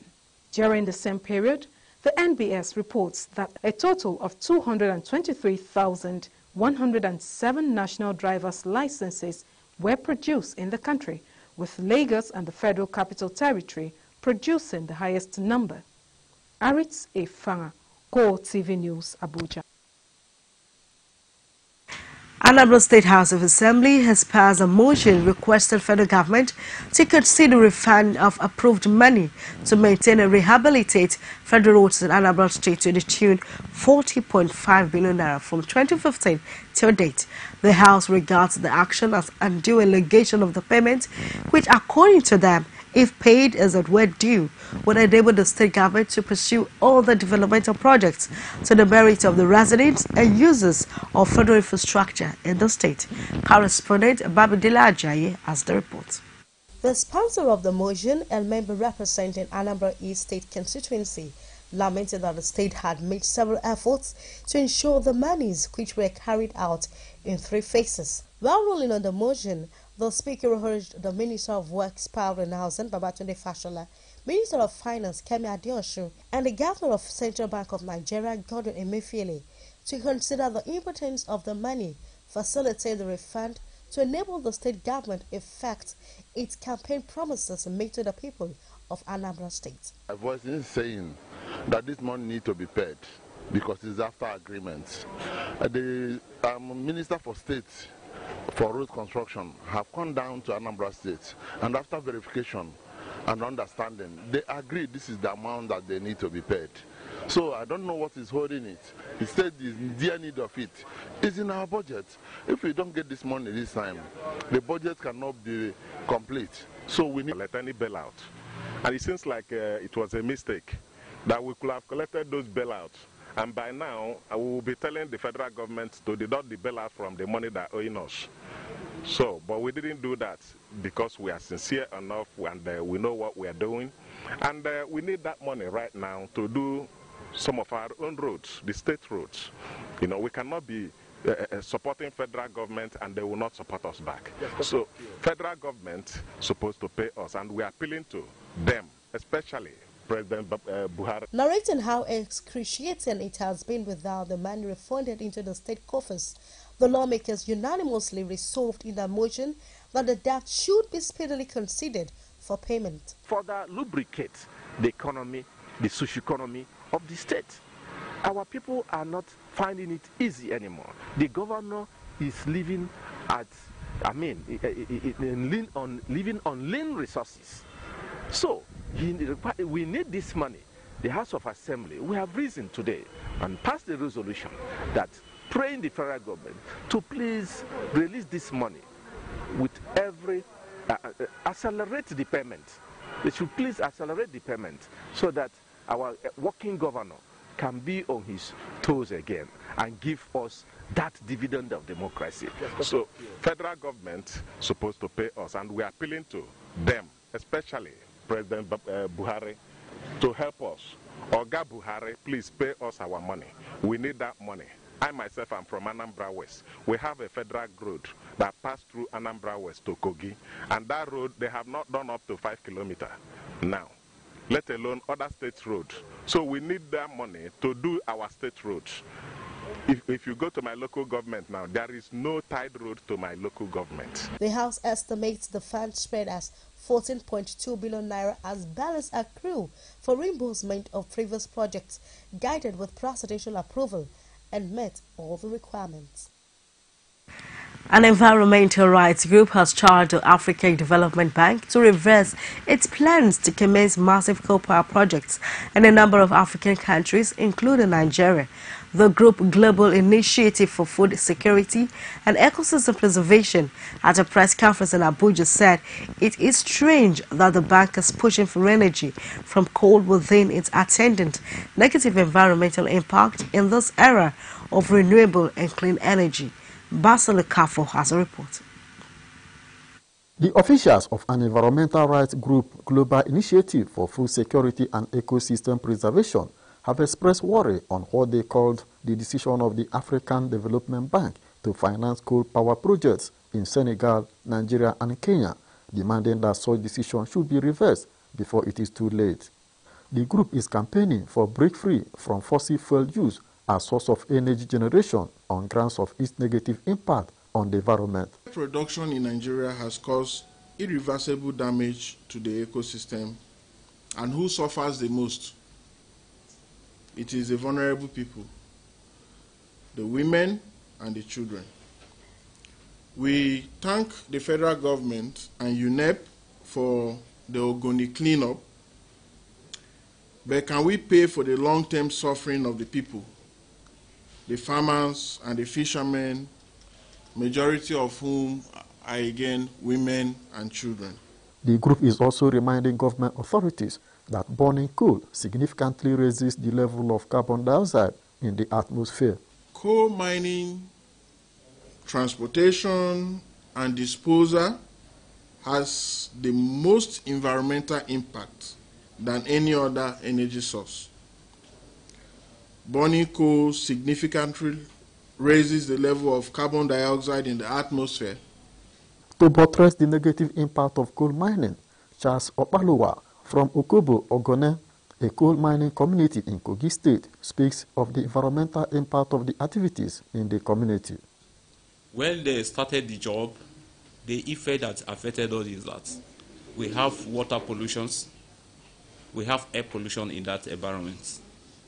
So as of now, there's no water for us to drink in that community right now.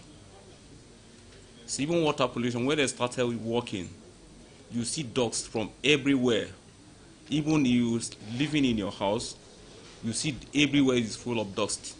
The environmental rights group noted that governments of developing countries are switching from coal to cleaner, more efficient and sustainable energy solutions to control pollution and slow down climate change. Basil Okafor, CoreTV News, Abuja. And straight to news after Nigeria, North Korean leader Kim Jong-un says it is fixed will that the summit with the United States President Donald Trump in Singapore will go ahead. This followed a surprise meeting between Kim and the South Moon Jae-in, who said the North is committed to denuclearization. Trump had cancelled the June 12 summit, citing the North's hostility. But Jong says that the date hasn't changed and that nothing and things were moving along very nicely. The summit will be the culmination of diplomatic efforts that began this year to try to defuse what had threatened to become a military confrontation between the nuclear-armed communists North and South and its U.S. ally. And that's it on CoreTV News on Air. Thank you so much for joining us. I'm Olanike Akirin.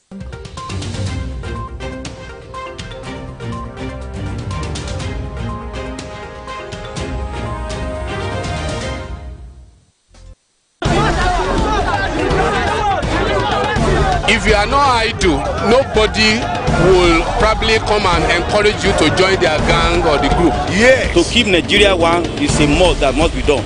Nigeria is not going to break. So if I want to buy this one now, how much you go sell this one? I will free give you 500. Sure? This one? Yes. This small banana? Yes. I know that Buhari can do it. He has a lot of plans. We should be praying for him. He's a human being.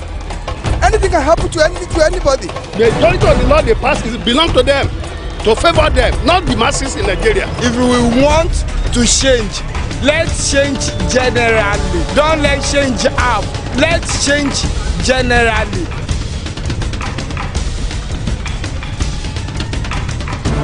The people giving voice to the voiceless.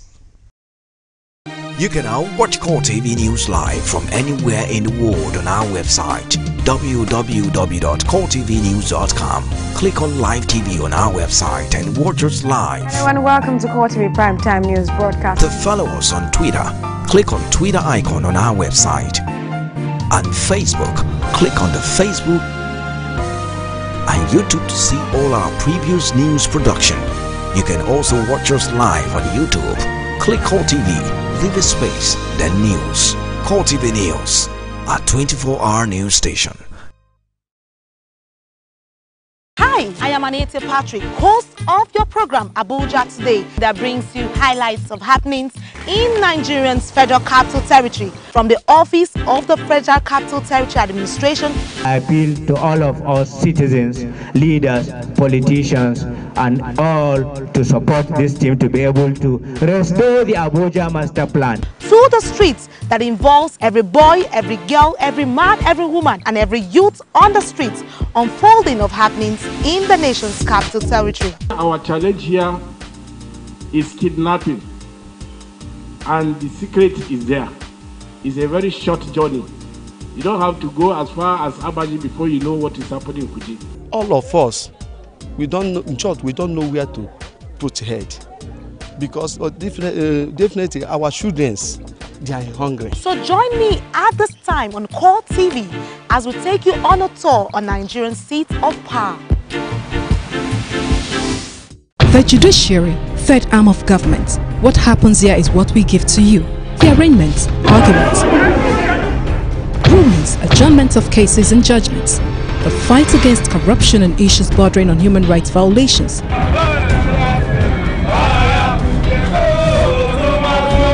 The doctrine of least spenders ought to have been respected, that no arm of government, however powerful, should take the laws into its hands as held by the Supreme Court. Justice is one way.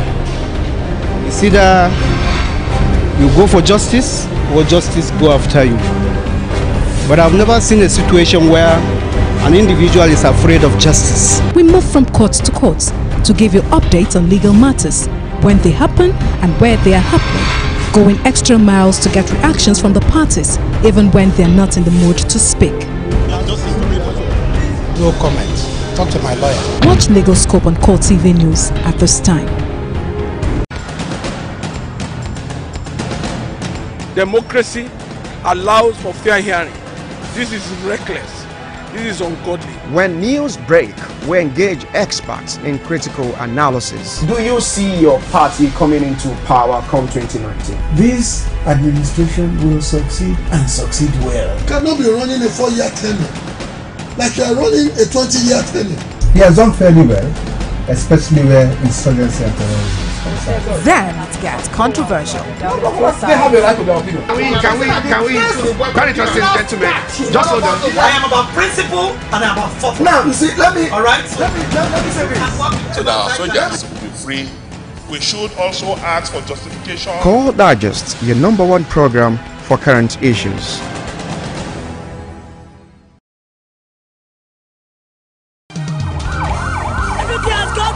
CoreTV News now live on all Androids. Hello and welcome. This is CoreTV. Download CoreTV News app from your Play Store. Click on the menu to see all our top stories from politics, sports, business, foreign news and live TV to watch us live on your mobile. I want to know why I should be believing them. You can also click on video to see all our YouTube videos. CoreTV News, a 24-hour news station. If you are not idle, nobody will probably come and encourage you to join their gang or the group. Yes. To keep Nigeria one is a must that must be done. Nigeria is not going to break. So if I want to buy this one now, how much you go sell this one? I will give you 500. Sure? This one? Yes. This small banana? Yes. I know that Buhari can do it. He has a lot of plans. We should be praying for him. He's a human being. Anything can happen to anybody. The authority of the law they pass belongs to them, to favor them, not the masses in Nigeria. If we want to change, let's change generally. Don't let change half. Let's change generally.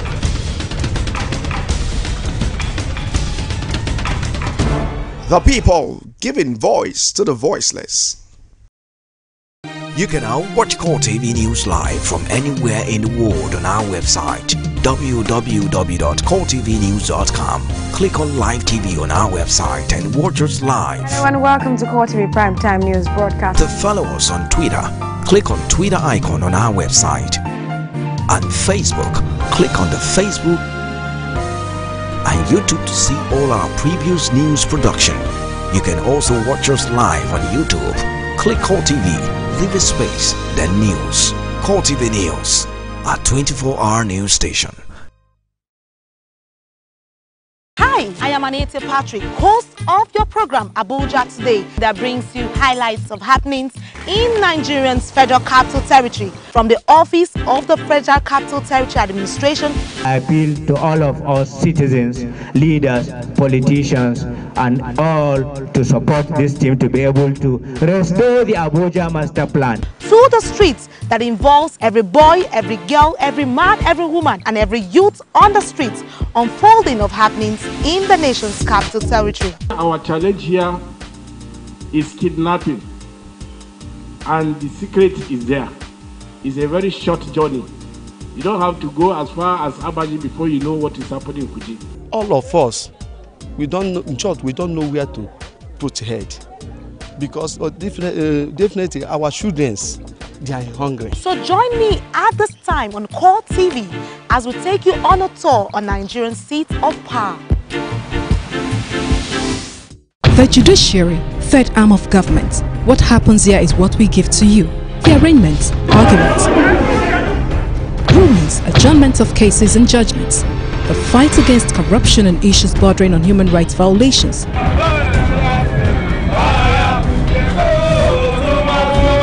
The doctrine of least spenders ought to have been respected, that no arm of government, however powerful, should take the laws into its hands as held by the Supreme Court. Justice is one way. It's either you go for justice or justice go after you. But I've never seen a situation where an individual is afraid of justice. We move from court to court to give you updates on legal matters, when they happen and where they are happening, going extra miles to get reactions from the parties, even when they're not in the mood to speak. No comment. Talk to my lawyer. Watch Legal Scope on CoreTV News at this time. Democracy allows for fair hearing. This is reckless. This is ungodly. When news break, we engage experts in critical analysis. Do you see your party coming into power come 2019? This administration will succeed and succeed well. You cannot be running a 4-year tenure like you are running a 20-year tenure. He has done fairly well, especially where insurgency and terrorism is concerned. Then it gets controversial. They have a right to their opinion. Can we, very interesting gentlemen, just hold on. I am about principle and I am about thought. Now, you see, let me say this. So that our soldiers will be free.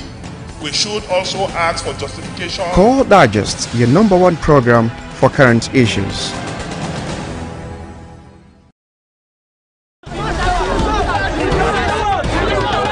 If you are not idle, nobody will probably come and encourage you to join their gang or the group. Yes. To keep Nigeria one is a must that must be done. Nigeria is not going to break. So if I want to buy this one now, how much you go sell this one? I will give you 500. Sure? This one? Yes. This small banana? Yes. I know that Buhari can do it. He has a lot of plans. We should be praying for him. He's a human being. Anything can happen to anybody. The majority of the law they pass belong to them, to favor them, not the masses in Nigeria. If we want to change, let's change generally. Don't let's change half. Let's change generally.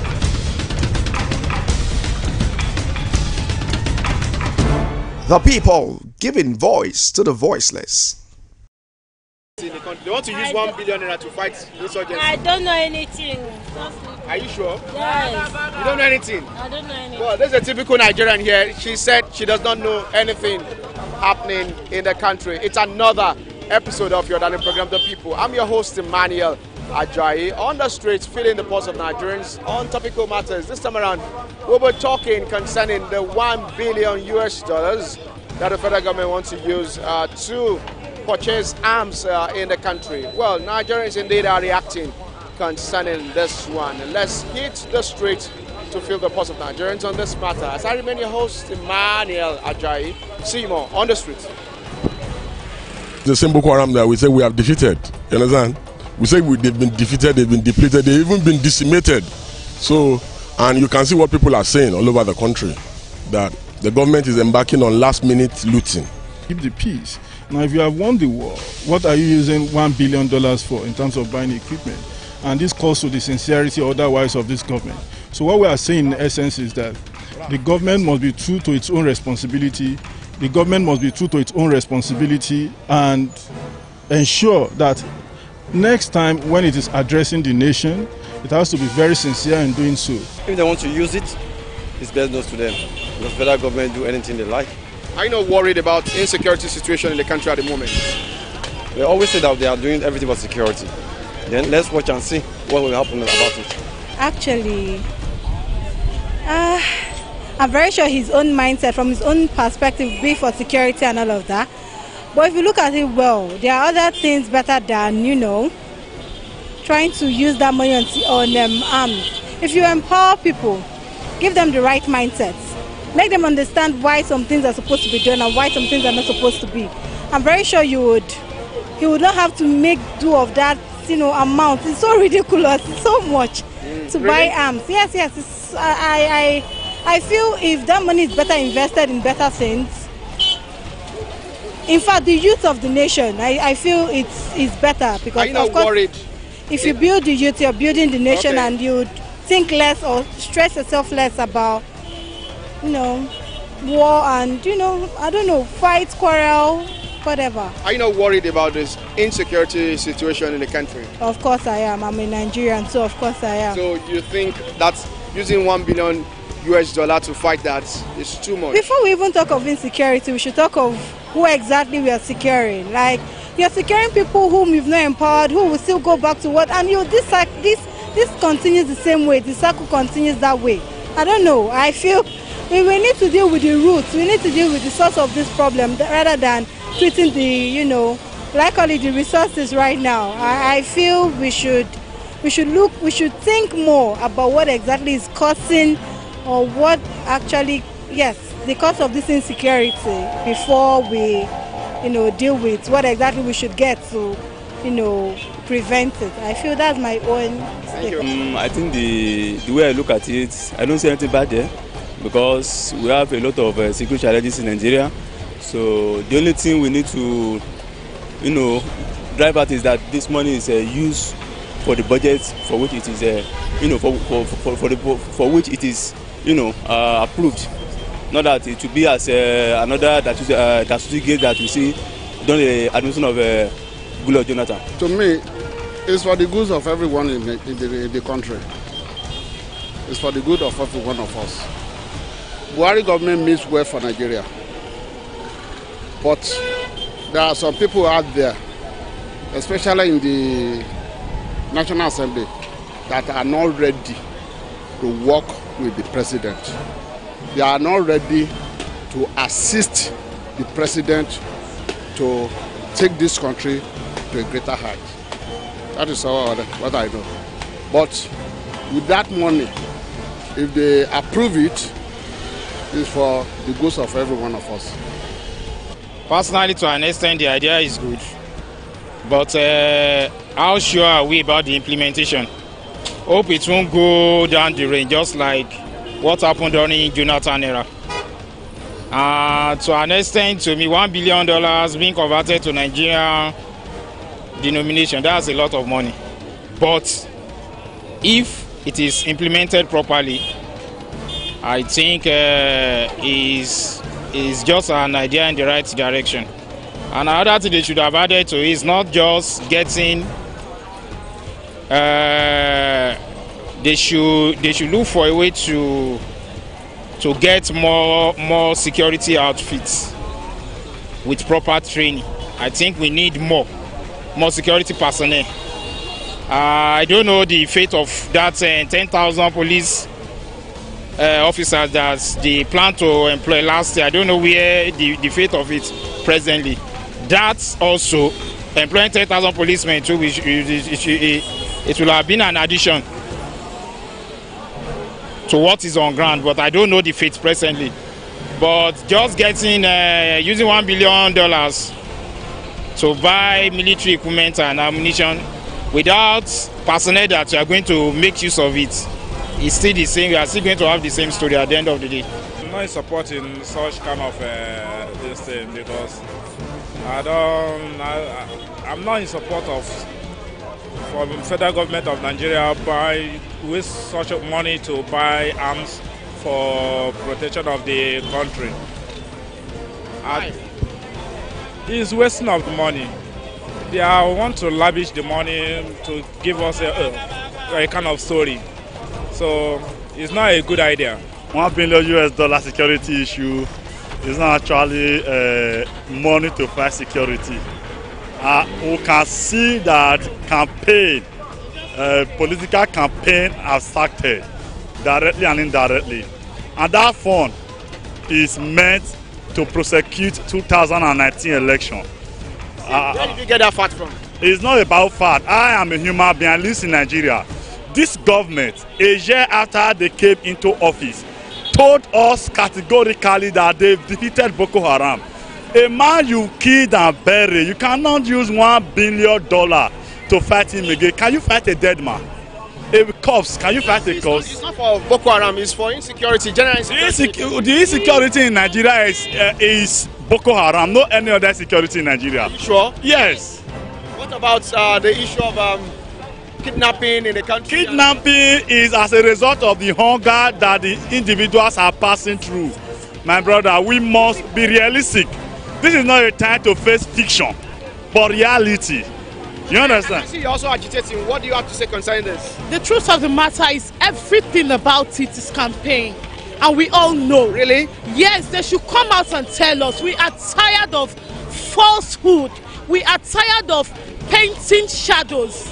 They should come out and tell us exactly the way it is. Do you have facts to back this up? The truth of the matter is you and I, that is even interviewing me right now, know that it is politics. I don't know, you know. And I'm telling you to your face that it is politics. The children that were kidnapped, the school children, all of them are cooked stories and we know it. But my brother, come to think about it, the masses are suffering. We are crying out for this government. Stop using our lives to play politics. Give us what we deserve. What's the solution to the issue of insecurity then? Please, flush out all those old men and bring in fresh blood. We are tired. Right from the time I was a child, they tell me we are leaders of tomorrow and we grow up. Now I ask you this question, please take it back to them. Is it that from the time I was wearing pants and walking on the streets, I have not grown enough to see those back old men that were leaders then still being leaders today? What step have you taken to become leader? Exactly what I'm doing now. Airing out my point. I think it's time we all stand up to view our minds, say the fact the way it is. Gone are the days when we want to be quiet. If we have our way, we'll fight out. That and to sponsor the next election. It's as simple as that. Where do you get that fact from? It's a fact. Everybody. Come and prove it now. No, it's a fact. Everybody knows that. Say nothing more, but I believe that the president had a good intention. Because we have a security challenge before. And then without having all this equipment on ground, we cannot overcome this insurgency. The money, in as much as I don't know the quantity, whether the money is too much or not, but I believe that it's okay for the government president to have budgeted that sort of money for the insurgency. Because in every nation have their own security challenges. You know that every nation has its own. Even America, the most developed country in the world, have its own security challenges. And then every day they are producing and buying more equipment. Unlike Nigeria here, that some of our equipment are obsolete. So I supported the government, the president. I supported the president on his issue of $1 billion. For those who are saying that the money is for campaign or anything like that, they have their own reason. But as far as I'm concerned, I believe that the president has good intention on that issue. It is a welcome development to me because the insecurity in Nigeria is too much. Look at the issue of Boko Haram, look at the FMM, look at the one in the east. So if they can use that money, not that they will budget that money and somebody else will just put the money and pocket it in his pocket, that will be a very bad way of using it. But if they can use that money very well, you just use that money. I think it's a good development in Nigeria. $1 billion can be invested in the economy. At the start of the $1 billion, whatever, if they should convert it into Nigerian money, we have a lot of brains that just need small money to start small business. The insurgency or no insurgency, at least, is a lack of the security we have in the country. So it is not now that we will now be planning for it. It's more like wasting of money. The same way our president is doing is good. Because if we buy all those things for them, so I believe everything must solve. Yeah. So you believe, say, the issue of Boko Haram will end? I believe that, in the name of God. $1 billion US. $1 billion, that's a huge amount of money. Wow. What do they want to use the arms for? To fight insecurity now. To fight security. Man, I don't think that money they can use that money to fight insecurity. Because this our country now is going bad and bad every day. Every day is going bad. No matter how they release that kind of money, some other people will still shocking. They will shocking out of the money. So that money, I don't think, except they give the money to the right source, and I don't think anybody is right to get such money in this our own country because the corruption is from the top. Including yourself? Me, I may say I'm good, but I don't know about any other person. To me, I'm good. Because if I'm bad, in fact, I will be flying by now. I'm telling you the reality. To my age now, if I'm bad, I will be flying by now. Because I have people that are bad, but I don't want to be like them. I'm striving by my own strength to make sure I make my ends meal. So that is me for you. That things are going to get worse. So things are even better now. The worst is yet to come. And that is why you see I don't want to talk. Thank you. Okay, tell me more about it. Do you think the $1 billion US is okay? As in what? To buy arms in the country, fight insecurity? You see, they let them buy arms of $1 trillion. Things will not get better. That should not be the solution. The only way is for us to come back to our maker, to come back to our creator, whom alone can deliver us from this mess. And the fact, as I said, I repeat myself again, that things are going to get worse. We should not be expecting any better. All over the world is the same thing. Some people are just packaging. Things are not getting better. Are you a prophet of doom? At all, not at all, sir. Thank you. The people, giving voice to the voiceless. Welcome back on your darling program, The People. This is how we call it today. On this edition of The People, talking about $1 billion US to fighting insecurity in Nigeria, and Nigerians there giving their candid opinions concerning this one.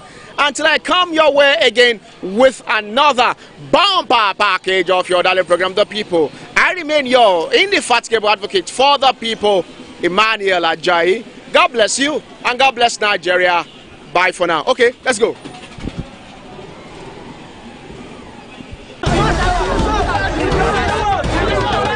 If you are not idle, nobody will probably come and encourage you to join their gang or the group. Yes. To keep Nigeria one is a must that must be done. Nigeria is not going to break.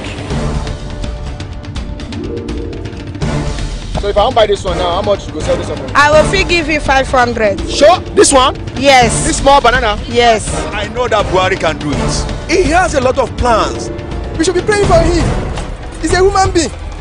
Anything can happen to anybody. The majority of the law they pass belongs to them, to favor them, not the masses in Nigeria. If we want to change, let's change generally. Don't let change up. Let's change generally.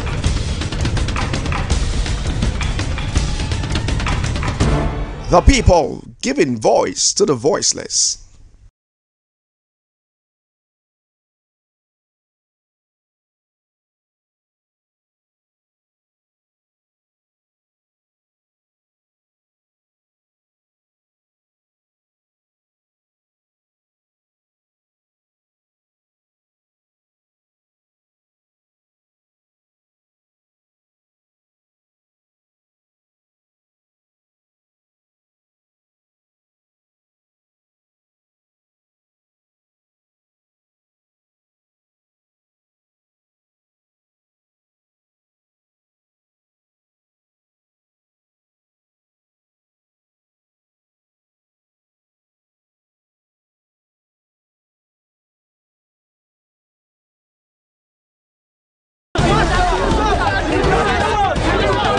If you are not idle, nobody will probably come and encourage you to join their gang or the group. Yes. To keep Nigeria one is a must that must be done. Nigeria is not going to break. So if I want to buy this one now, how much you go sell this one? I will fee give you 500. Sure? This one? Yes. This small banana? Yes. I know that Buhari can do it. He has a lot of plans. We should be praying for him. He's a human being. Anything can happen to anybody. The majority of the law they pass belong to them, to favor them, not the masses in Nigeria. If we want to change, let's change generally. Don't let's change half. Let's change generally.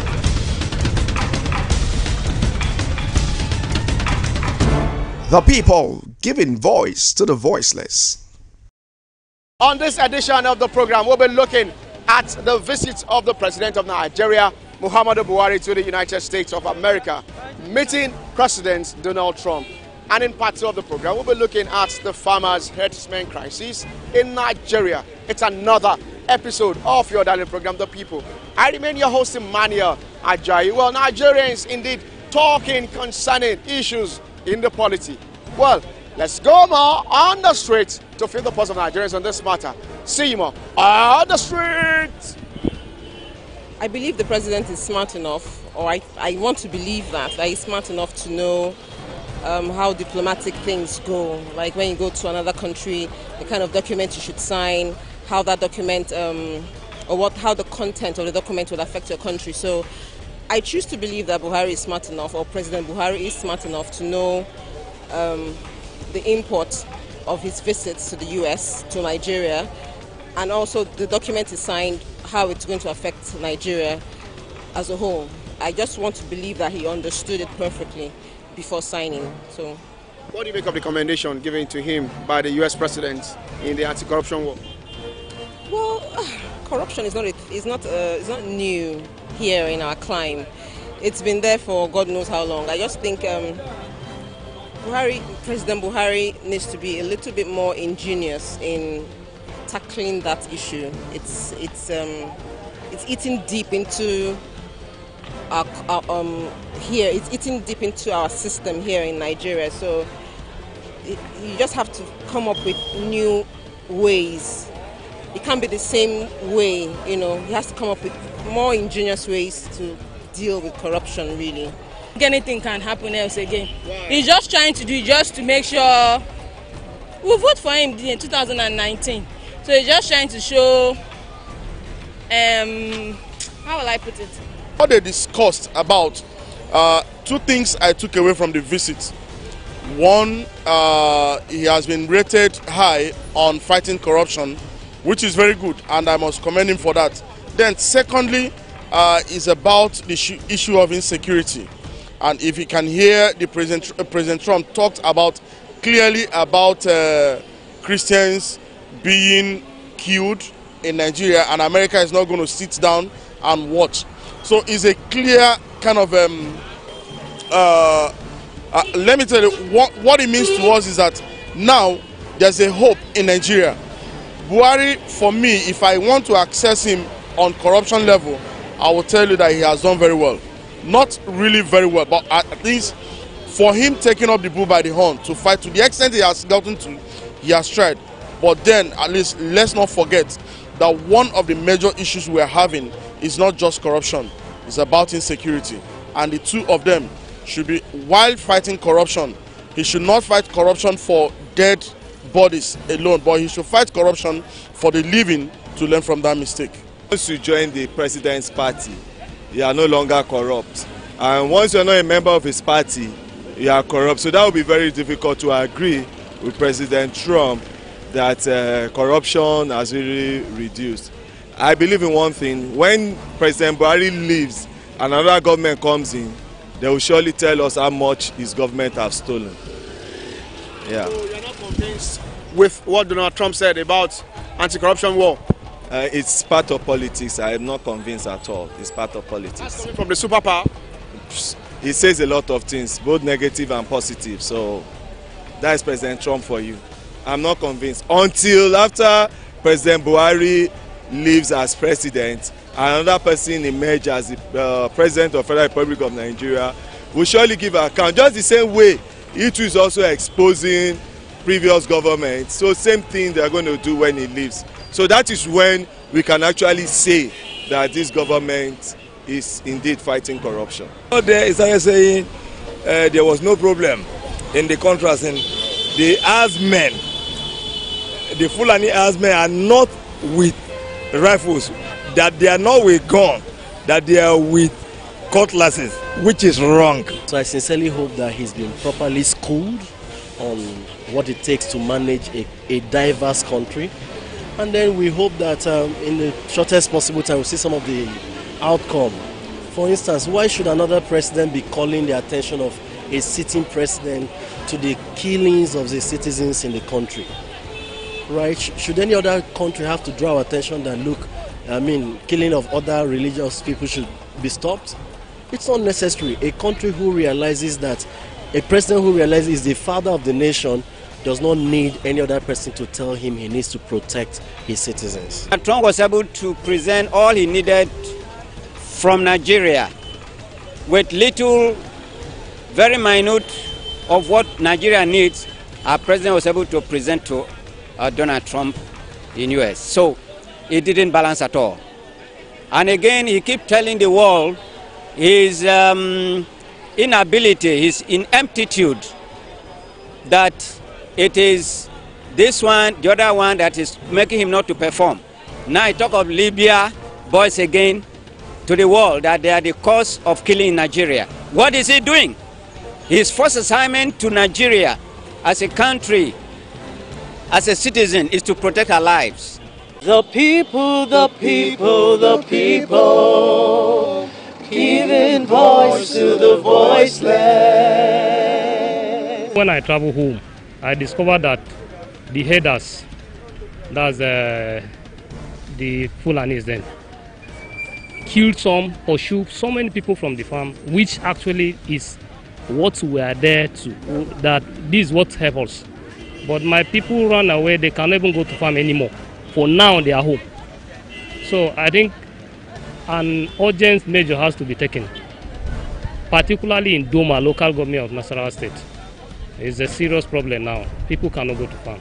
The headsmen and what's been happening in places like Makurdi and Jalingo. I'm sorry to say this. I don't think the government has been doing a lot to eradicate it, because looking at the whole thing critically, this is not like an Islamic country, where such things happen. I mean, the Fulani headsmen should have ranches. Reckless.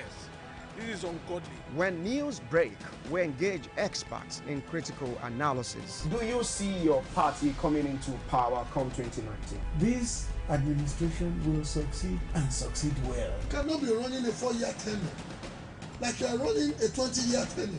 He has done fairly well, especially where insurgency and terrorism is concerned. Then it gets controversial. They have a right to their opinion. Can we, very interesting gentlemen, just hold on. I am about principle and I'm about fortune. Now, you see, let me, all right? Let me say this. So that our soldiers will be free. We should also ask for justification. Core Digest, your #1 program for current issues.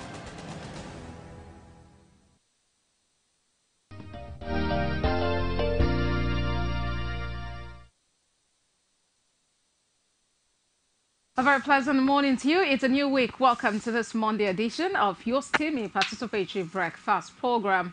Reaching you from CoreTV News, Lagos studios here.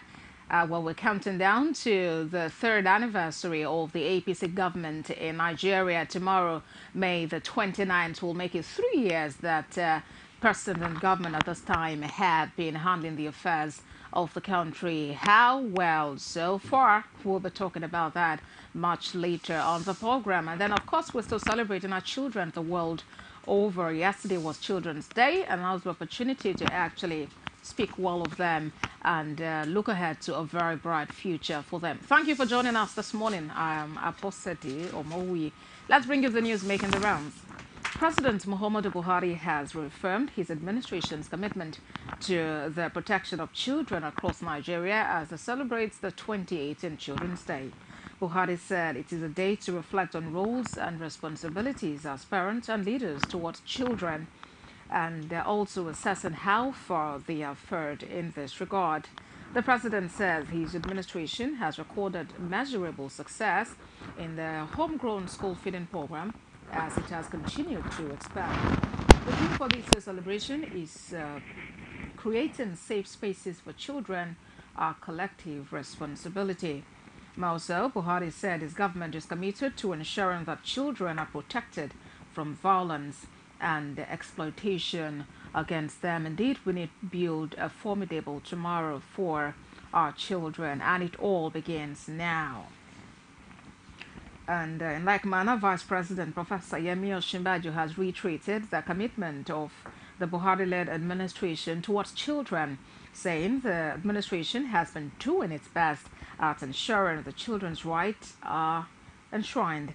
The Vice President stated this at this year's Children's Day celebration service held at the Asol Villa Chapel of the Presidential Villa, Abuja.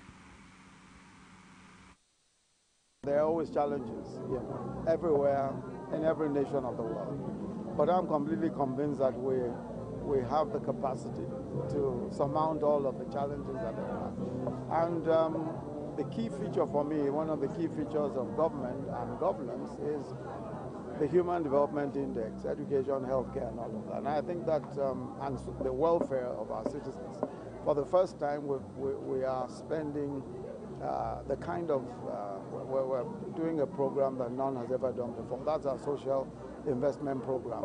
At a day like this, celebrating the Nigerian child does is it helps us to reassure the children that there is a future, there's a hope for them, and particularly under this administration.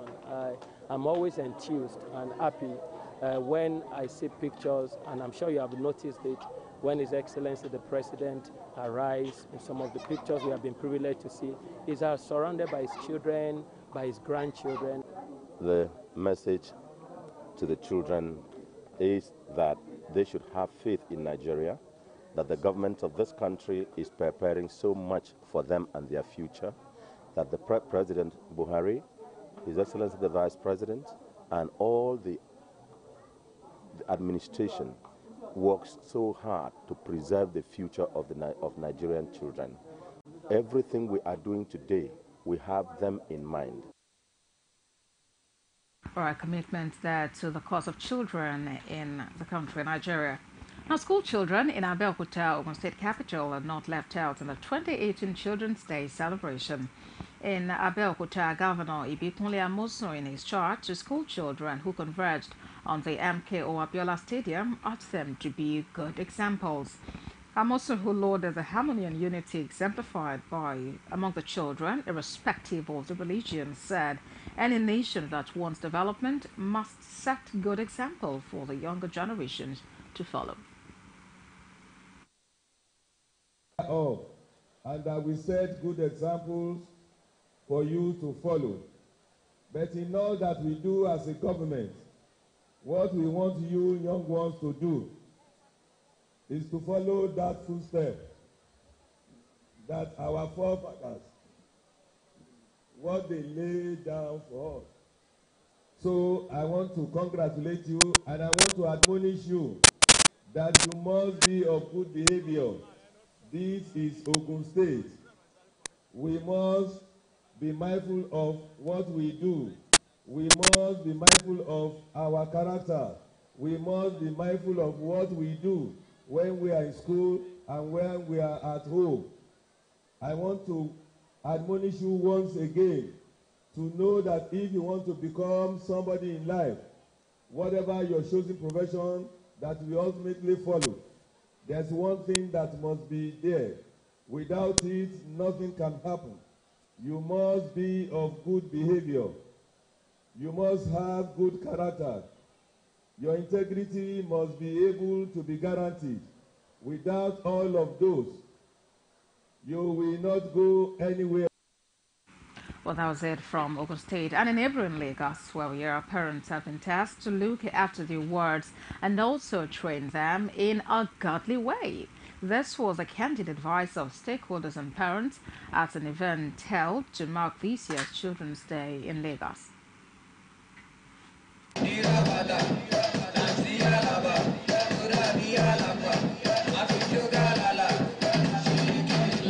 just pray that Nigeria should change and they should be better. My prayer for our country that there shouldn't be problem and corruption. My prayers to my parents that my friends, God let God continue to bless my parents so that they can take care of me and take care of me. My message to the children is for them to continue to be focused, be very good children. They should have people who are mature that they can look at. So every parent who's been struggling to raise up their children, endeavor to raise up your child in the way of the Lord. It's only when you raise up your child in the way of the Lord, when he grows, he will not depart. They should be of good character to the family, to the parents, to the community, to the school authority. They should be obedient. Around a charge to children to be obedient and a charge to parents to raise their children in the way of the Lord. As the world celebrates Children's Day, stakeholders have called on parents, government and security agencies to step up activities in protecting children as the issue of crime is becoming rampant. I went for a course about 8 years in the UK on security and safety. It just opened my eye to see that over there, children at age 2, age 3 can call 911.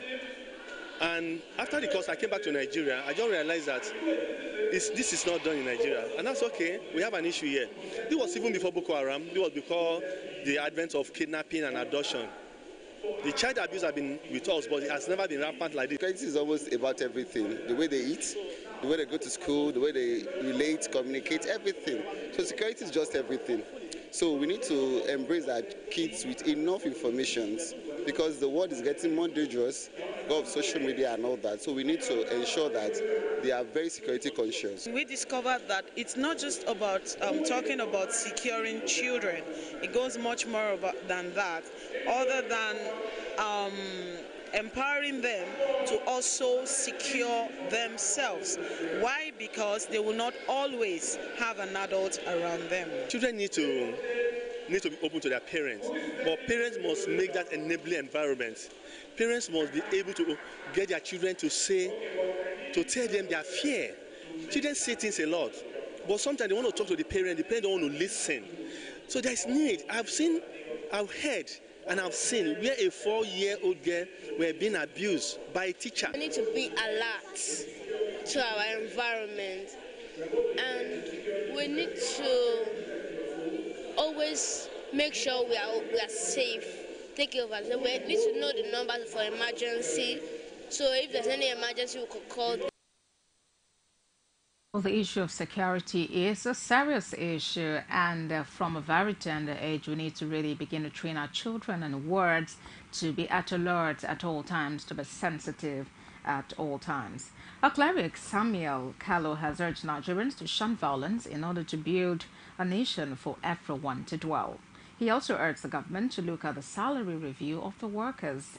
The Bible lesson for the day was read by the Speaker of the House of Representatives, Yakubu Dogara, and in his remarks, Vice President Professor Yemi Osinbajo said whatsoever Nigerians are experiencing as individuals and as a nation presently will soon be over. So it is in the journey of nation building and development. Our own nation is no different. We are on a journey from the past. There have been times when the journey is somewhat tough difficult, and even fearful. We look behind us and we see the armies of the past, the armies of division which led to a civil war where millions died, the armies of religious strife that refused to leave us, the armies of corruption and graft, those who want us to remain in the captivity of ethnic and religious conflicts. We see the armies of the past. But ahead of us, we also see the Red Sea, bloody conflicts, and the doomsayers who say that the future will be worse than the past. Our leaders have failed to create a enabling environment for nation building. Even as interparty and inter-party wranglings abound, our people cannot effectively organize simple party primaries in an atmosphere devoid of doubting and hooliganism. There is general infighting. What a shame. Brethren, we need peace before we can be the nation of our dream. And looking at a more general issue, President Muhammadu Buhari has stated that the federal government of Nigeria will be aiming to empower multiple youth in the agricultural sector, as this will boost the economy and employment rates in Nigeria. The president stated this while meeting with governors of the 36 states in Nigeria.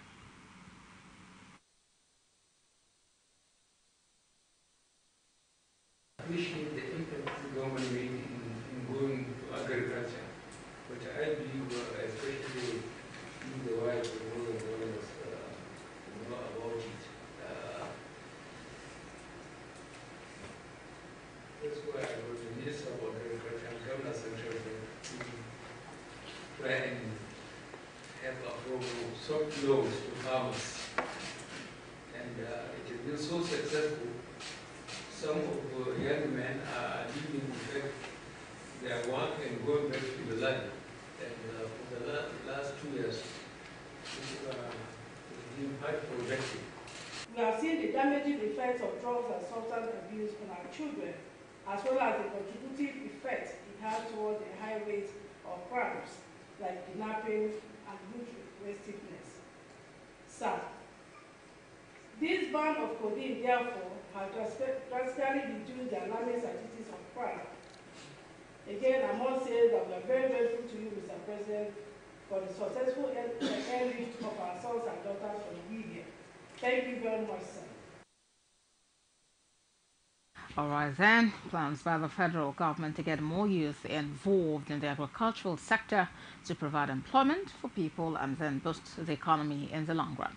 That is it on News Making the Rounds. Many thanks for being a part of it. Let's take a moment. When we come back, we will be reviewing some stories in some Nigerian newspapers. Stay with us.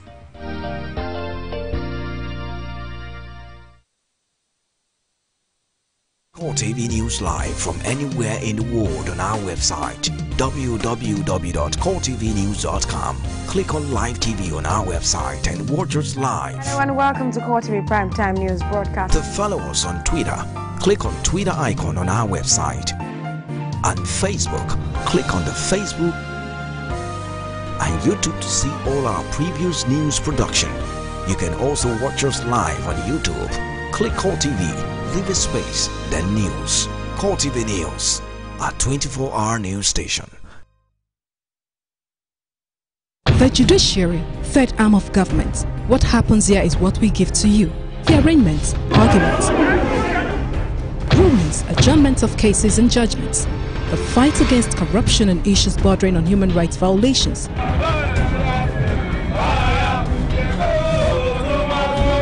The doctrine of least spenders ought to have been respected, that no arm of government, however powerful, should take the laws into its hands as held by the Supreme Court. Justice is one way.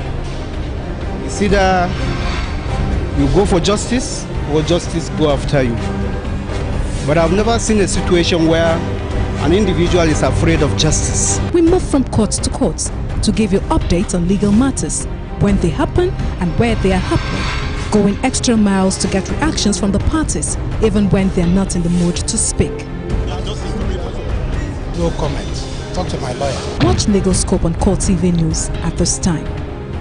Hi, I am Anita Patrick, host of your program Abuja Today, that brings you highlights of happenings in Nigeria's Federal Capital Territory from the Office of the Federal Capital Territory Administration. I appeal to all of us citizens, leaders, politicians, and all to support this team to be able to restore the Abuja Master Plan. To the streets that involves every boy, every girl, every man, every woman, and every youth on the streets, unfolding of happenings in the nation's capital territory. Our challenge here is kidnapping, and the secret is there. It's a very short journey. You don't have to go as far as Abaji before you know what is happening in Kuji. All of us, we don't know, in short, we don't know where to put head. Because definitely our children, they are hungry. So join me at this time on CoreTV as we take you on a tour on Nigerian seats of power. On Digi 360, we don't just ask the questions. What is wrong with amending the Constitution the way the National Assembly members have been doing it? We seek answers. Constitution is constituent. Our problem is not lack of laws. Our problem is lack of the willpower to implement our laws. Answers that provide clarity. While we negotiate, we should try to make it a point that the girls must be complete. The clarity you need to make informed judgment so that you can make the right decision and take action. People are saying it is you politicians that are responsible for this, that you are the reason why this is happening. All these dollars that call themselves governors in this country. I wish we had people like Tony at the National Assembly. God forbid that I go to join that Digi 360, providing clarity to issues.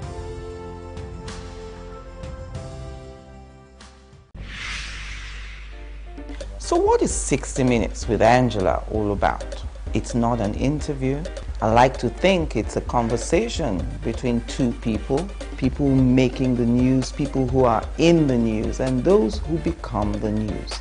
And the whole idea is to inform, to educate, or to clarify, as the case may be. It is an art getting people to answer the questions that everyone is thinking in their minds. And that's what we try to do on 60 Minutes with Angela. I ask all the questions that everyone's thinking about and no one wants to voice. All the questions you always wanted to ask, you get those answers on 60 Minutes with Angela. Every week on this station, 60 Minutes with Angela, getting answers to every question you always wanted to ask.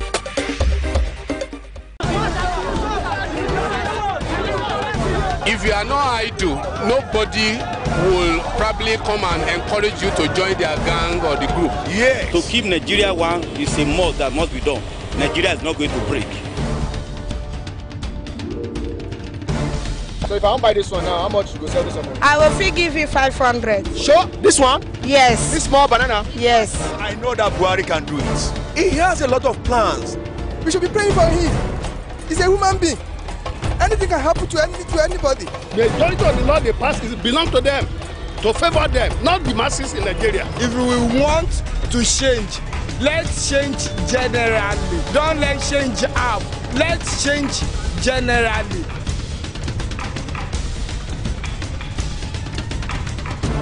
The people giving voice to the voiceless. CoreTV News now live on all Androids. Hello and welcome. This is CoreTV. Download CoreTV News app from your Play Store.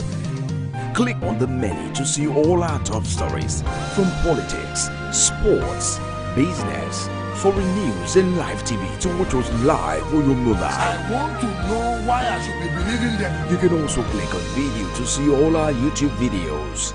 CoreTV News, a 24-hour news station.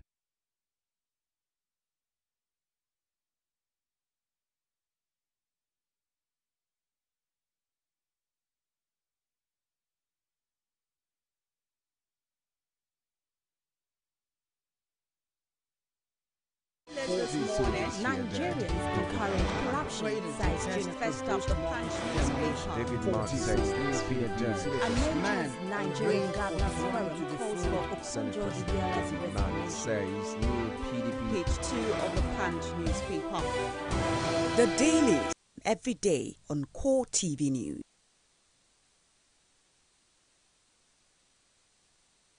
To Core Digest, it's time for the newspaper headline review. I have with me in the studio this morning Okena Nebedum, a legal practitioner. Good morning and welcome. Good morning, boss. Good morning, Nigerians. Let's begin with the Guardian newspaper today, and its main story. We've done so much with so little. Government insists how CBN revived economy under current administration. Opposition rejects President Buhari's APC's claims. Osinbajo Children's Day Service preaches hope. Aviation unions to shut MMA2 over sack of 20 members. Nigeria imports 812 billion naira petrol in the first quarter. Well, we'll get to review the performance of the APC administration these past 3 years later, so let's leave that major headline for now. But let's talk about the Vice President being optimistic and preaching hope to children as they celebrate this year. That hope is preaching would be better if we create an enabling environment that will make one of them become the president in no distant future. I say that because children nowadays, in this 21st century, they grow intellectually faster than we used to then, because you know, with the benefit of technology, they have a lot of things to their advantage presently. So it's good. The Vice President is preaching that to them, but it's also better that we that are presently in authority, we lay the foundations for them to really excel when they get to the age. All right then, and well, aviation unions might just shut MMA2 because 20 of their members were sacked. That is a labor issue. They should take to the industrial court, and before the industrial court, there's opportunity for bargaining, and they can also do picketing or protest rather than shut down the airport. But how many times have picketing, you know, actually resolved issues? We have a history of a regime after regime which hardly listened to labor concerns. Presently, you have the Johesu issue. Before the Johesu, you have the resident doctors, and strike after strike. The one of ASU is always on our minds. ASU, NASU, all and all of those. Now it is the aviation sector. Government should really look into that. Chief Chris Ngige has a lot in his hands to do to take the labor situation in Nigeria into really big concern, and then look into what their demands are. If they shut down the airport, that is one of the major airports connecting us to the international community. If they shut it down, it doesn't tell good of us. All right, Nigeria imports 812 billion naira petrol in first quarter. That much. If we make a calculation of those details and convert it to what it should have cost us to maintain our refineries locally, it will create jobs, it will raise our GDP, and we'll have a lot of things to gain. Because by that figure, we already have exported labor, we've devalued our naira, we've exported opportunities for growth to other countries. That figure, rather than reel it out, or whether whoever is its responsibility to really figures out, should, you know, prick the conscience of government that we are not doing well. All right then, and then of course you have pictures of children celebrating Children's Day. Very awesome looking children. Yes. All right, Vanguard newspaper, give hope to youth. Anglican Methodist bishops task federal government. No government in history has done so much with so little as Buhari's Lai Mohammed, VP Yemi Osinbajo, Nigeria on a journey. Okay. And then again, you have children celebrating. Vice President Yemi Osinbajo was children from School for the Blind and others at Zuba in Abuja during Children's Day service at Asovila Chapel State House. Hope, hope, hope. Okay, let's look above the masthead. Bank directors' dividends rise to 30 billion naira despite CBN restrictions. So what happened? 100 oil workers rescued as fire raises corner platform. That was early Saturday. Why National Assembly Executive jacked up 2018 budget to 9.12 trillion naira, according to the presidency. So if you've been wondering why from 8.612 trillion naira it became 9.12, I might just want to check out the details over there. APC crisis. NPDP meets Oshimbajo in Abuja today. Lots of words have been propounded regarding the APC. Some are referring to things falling apart, but I don't think that's glaring just yet. It's still some internal squabbles. We used to say then that APC was an assemblage of strange bedfellows, and it is playing out right now. And then for the APC, the new PDP was a beautiful bride. You know, they were going to, you know, pull out from the PDP, and they really didn't. It really didn't matter to APC that these people are pulling off from their, you know, parent body and coming into them. They had to welcome them. Now they want to unleash their own nuisance value on APC, and if they pull out from APC, APC will feel the pain too. But it goes to say something about retribution effect. And if you check it in that way, you benefited from their pulling out from PDP. And right now, their pulling out from you will get you paid. But and they've been negotiating to see whether they will give them soft landing or yield to their demand, even if not 100%. But at least meet them halfway. All of those things about power, you know, power sharing. And as long as it continues to be like this, now, it is not an issue to Nigerians. It is not to Nigerians' benefits how they would handle one economic issue, security issue, education issue or the other. But they are rather playing politics about who gets what. All right. Biafra Day, IPOB insists on strict compliance with sit-at-home order. Is this not against... Recently the group was prescribed. So calling for a sit at home and talking so much about, okay, this people must comply with these, you know, or else something would happen. Does that not negate well, I very much feel concerned about the IPOB issue, and I am from the southeast, and I know very well the social milieu in that environment. There's poverty everywhere. There's a lack of federal government presence. Lack of federal government's presence. We've been hearing of projects in recent times. And those things are pages of newspapers. Have you ever seen the Niger Bridge? Have you ever seen work going on anywhere? Oh, we've been hearing of So reports. We've been hearing. Has there been any footage? But the thing is, I haven't been there. So journalists can investigate the matter. If there's an ongoing work on a bridge or any construction work, that should be footage. And that should, you see, most of those engineering works are scalable. You see, sometime 2 months ago it was at this stage, another few months after it is at this stage. But then they kept on reporting the same thing. Yeah, but then calling for a sit at home, considering the group is currently prescribed. Now, the way the youths are going about it, the IPOB is going about it, is not the way to realize their dreams. I would rather ask them to sheath their swords and then comply with the federal government directive.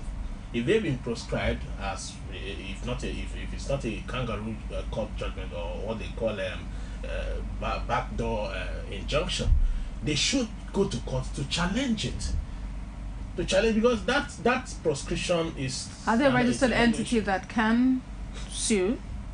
Sure. See, the Constitution of the Federal Republic of Nigeria recognizes association, freedom of association. People are free to belong, to register any association with the CAC, belong and thrive, to pursue your set objectives. And if they have complied with those regulations and they are registered, I don't see why the federal government should prescribe them. But it is a matter that is left for them to go to challenge in court. But calling for stay at home, when even their elders under the Ohaneze umbrella have, you know, given them wise instructions and counsel, they don't want to adhere to it. Do you remember what happened last year when they tried to enforce the stay-at-home order, and the federal government, they were at loggerheads with the federal government.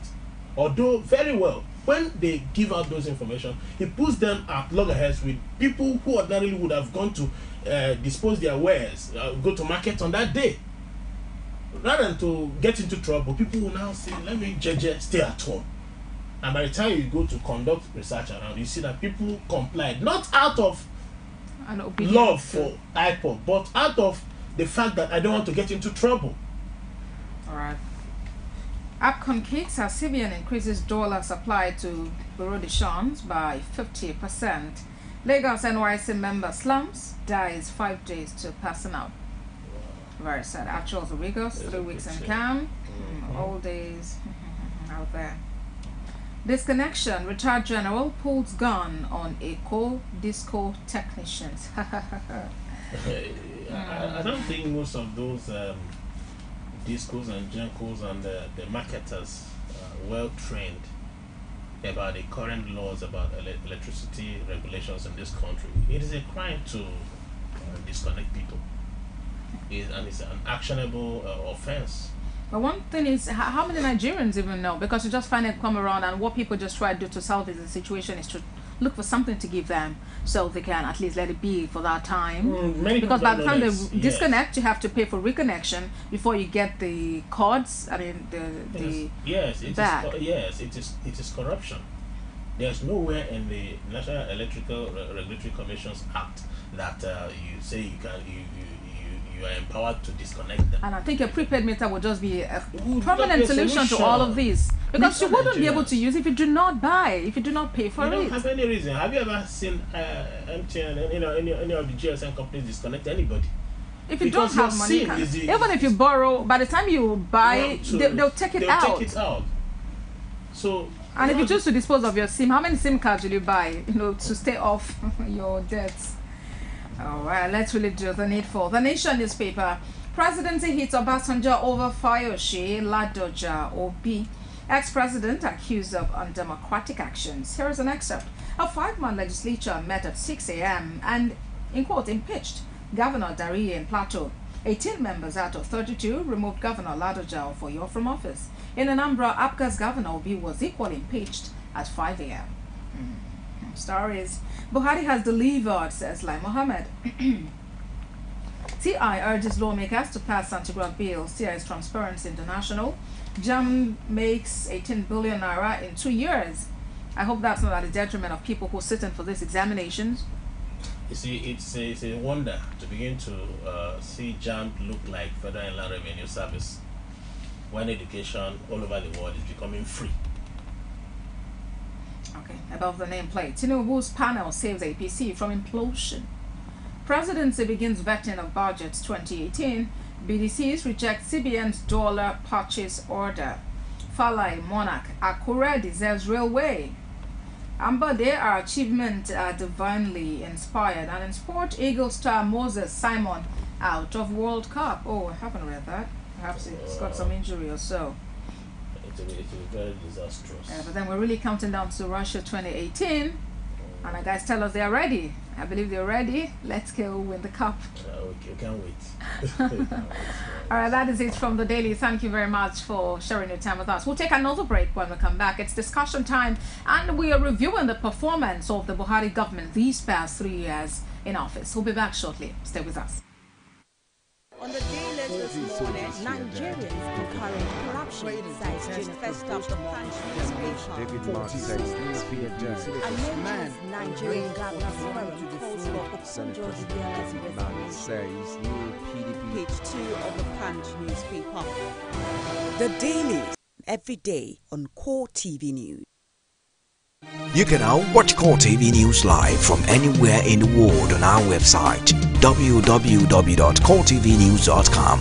Click on Live TV on our website and watch us live. Hello and welcome to CoreTV Primetime News broadcast. To follow us on Twitter, click on Twitter icon on our website. And Facebook, click on the Facebook and YouTube to see all our previous news production. You can also watch us live on YouTube. Click CoreTV, leave a space, then news. CoreTV News, a 24-hour news station. Hi, I am am Anete Patrick, host of your program Abuja Today, that brings you highlights of happenings in Nigeria's Federal Capital Territory from the office of the Federal Capital Territory Administration. I appeal to all of us citizens, leaders, politicians, and all to support this team to be able to restore the Abuja master plan. Through the streets that involves every boy, every girl, every man, every woman, and every youth on the streets, unfolding of happenings in the nation's capital territory. Our challenge here is kidnapping, and the secret is there. It's a very short journey. You don't have to go as far as Abaji before you know what is happening in Kuji. All of us, we don't know, in short, we don't know where to put head.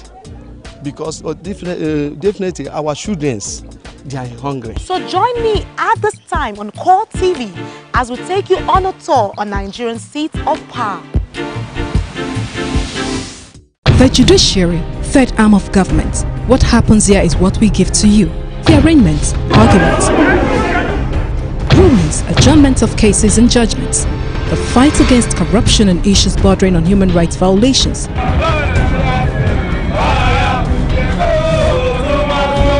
The doctrine of least spenders ought to have been respected, that no arm of government, however powerful, should take the laws into its hands as held by the Supreme Court. Justice is one way.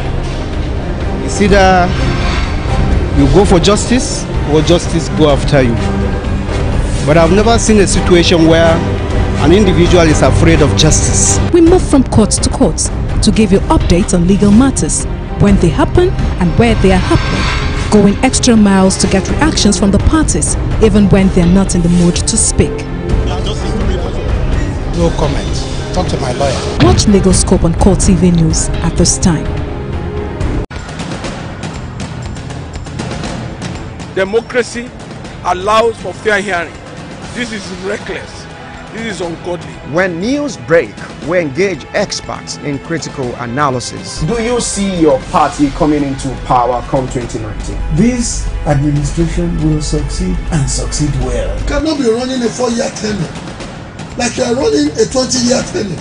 He has done fairly well, especially where insurgency and terrorism is concerned. Then it gets controversial. They have a right to their opinion. Can we, very interesting gentlemen, just hold on. I am about principle and I am about fortune. Now, you see, let me say this.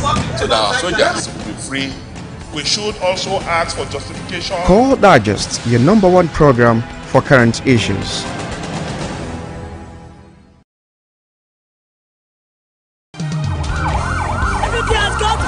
CoreTV News now live on all Androids. Hello and welcome. This is CoreTV. Download CoreTV News app from your Play Store. Click on the menu to see all our top stories from politics, sports, business, foreign news and live TV to watch us live on your mobile. I want to know why I should be believing them. You can also click on video to see all our YouTube videos. CoreTV News, a 24-hour news station. If you are not idle, nobody will probably come and encourage you to join their gang or the group. Yes. To keep Nigeria one is a must that must be done. Nigeria is not going to break. So if I don't buy this one now, how much you go sell this one? I will free give you 500. Sure? This one? Yes. This small banana? Yes. I know that Buhari can do it. He has a lot of plans. We should be praying for him. He's a human being. Anything can happen to anybody. The authority of the law they pass belongs to them, to favor them, not the masses in Nigeria. If we want to change, let's change generally. Don't let change up. Let's change generally.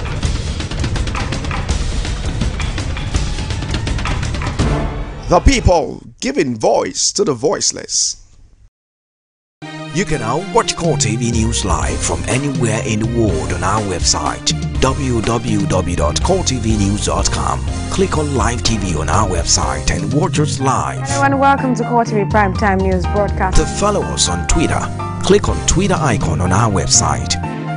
On Facebook, click on the Facebook and YouTube to see all our previous news production. You can also watch us live on YouTube. Click CoreTV leave a space, then news. CoreTV News, a 24-hour news station. Hi, I am Anete Patrick, host of your program Abuja Today, that brings you highlights of happenings in Nigeria's Federal Capital Territory from the office of the Federal Capital Territory Administration.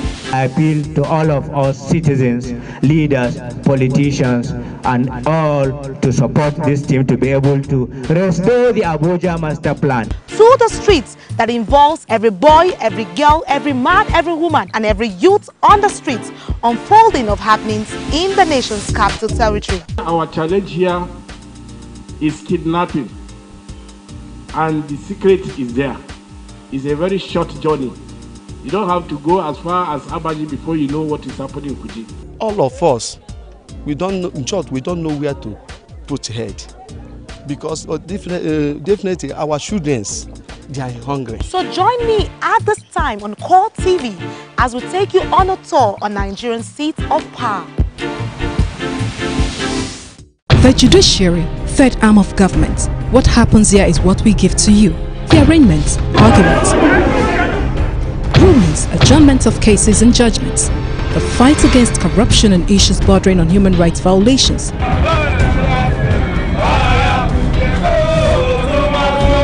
The doctrine of least spenders ought to have been respected, that no arm of government, however powerful, should take the laws into its hands as held by the Supreme Court. Justice is one way. It's either you go for justice or justice go after you. But I've never seen a situation where an individual is afraid of justice. We move from court to court to give you updates on legal matters, when they happen and where they are happening, going extra miles to get reactions from the parties, even when they are not in the mood to speak. No comment. Talk to my lawyer. Watch Legal Scope on CoreTV News at this time. Democracy allows for fair hearing. This is reckless. This is ungodly. When news break, we engage experts in critical analysis. Do you see your party coming into power come 2019? This administration will succeed and succeed well. You cannot be running a 4-year tenure like you are running a 20-year tenure. He has done fairly well, especially where insurgency and terrorism is concerned. Then it gets controversial. They have a right to their opinion. Can we, very interesting gentlemen, just hold on. I am about principle and I am about force. Now, you see, let me say this. So that our soldiers will be free. We should also ask for justification. Core Digest, your #1 program for current issues.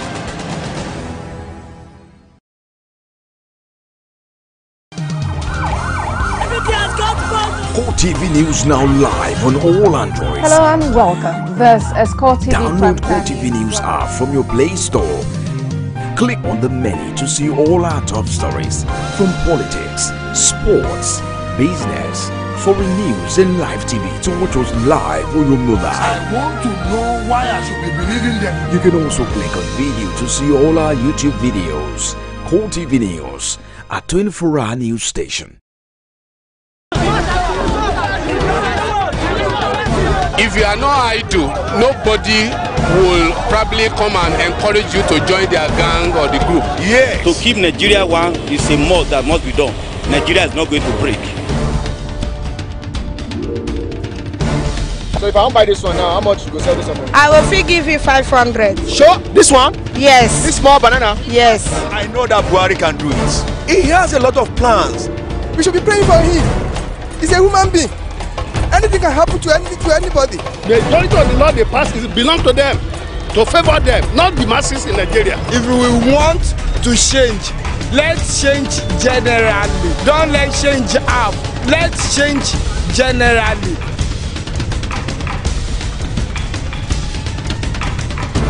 The people giving voice to the voiceless.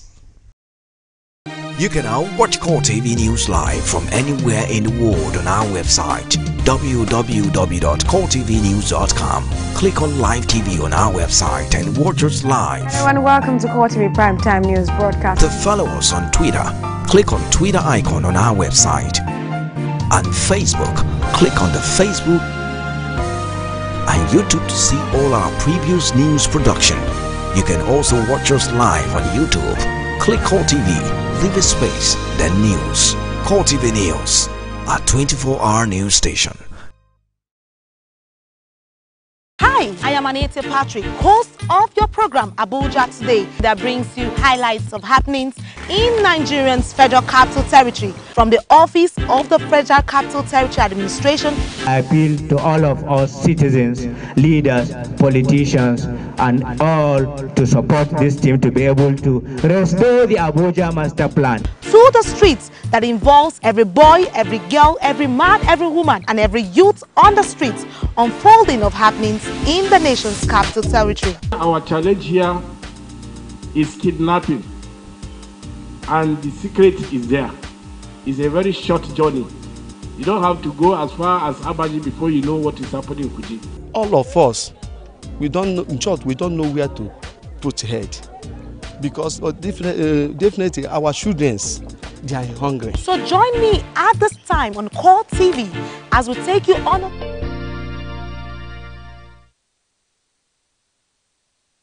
All right, so we have Okenan Abido, a legal practitioner, and Abiodun Showomi, a public affairs analyst, in the studio. Thank you for joining us today. It's my pleasure. All right, so we're looking at the President, Muhammadu Buhari's 3 years in office. We're assessing the APC's performance. He began by talking about a general overview, thanking God that the President is hale and hearty, because a lot of people had speculations when he fell ill, in the early part of the administration. And then he talked about corruption and said that, okay, the whistleblowing policy seems to be making some real good progress. Do you think the same or otherwise? Yes, we made some strides in some areas, and in some other areas we have challenges. So about corruption, how are we faring? Because this is one issue that the administration set out to tackle. Yeah, about corruption, we still have a major problem in that sector, because I personally don't think whistleblowing policy would address it all, because at the end of the day we should not forget that many people want to take advantage of it and give so many false information to security services, wasting people's time, chasing what is not there. I also know that it's possible to punish whoever gives false information. There was one such case that... Do we have the judiciary to cope with that? They're already overloaded. Don't forget that we were told by Taiwo Jega that all the almost 100,000 people arrested over last elections anomalies will be prosecuted. What has happened till today? Because you just don't have the judiciary one. Even if you have the courts, do you have the police resources to do it? Do you have the legal fees to do it? Do you even have the prison to keep people in the country? All the prisons are overloaded. Where have we built prisons in this country, in the last 5 years?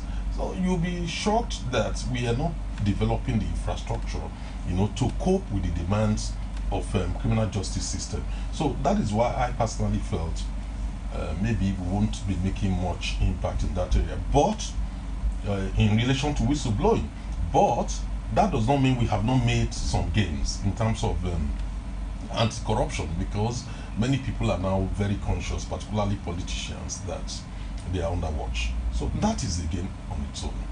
Okay, so looking more broadly at corruption, a number of people have tagged it as being lopsided, that it's only those who are in the opposition that are being tried for corruption. How true is that, or how false is it?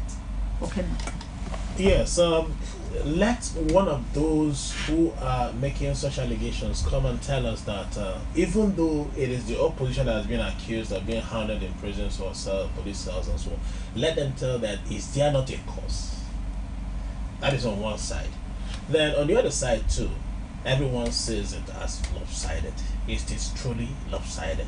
There are people who are in the president's cabinet who have baggages of corruption issues, not until the regime came on board and they were swept under the carpet. But I can tell you, the principle of law is this: crime does not run against the state. It is not like a civil matter which is started bad after 3 years, 5 years, as the case may be. But once it is a crime, time does not run against the state. We had the kind of impunities coming up from the judiciary when some sitting governors or some past governors were given blanket injunction that the person shouldn't be investigated. And I wonder, as a lawyer, I wonder which law court could give such kind of a blanket order to prevent a police from doing their work, to prevent EFCs from doing their work. Some of those things, some people will say you just get into court and then buy your judgments or buy your the whatever you buy from them. But with time, a day will come when a Pharaoh that does not know Joseph will be on the saddle. All right, let's the same way we saw that the judiciary, which looked as though they are impenetrable, there was a shaking. Like he said, in this regime, one thing I can never take away from them is that people are now conscious that questions will be asked and some things will happen one way or the other, even if it's happening to the opposition. But with time, I wouldn't know what the magic one would be. But with time, I believe also there will be in-house cleansing. It was the pressure from Nigerians that made him to, sack the secretary to the government of the federation.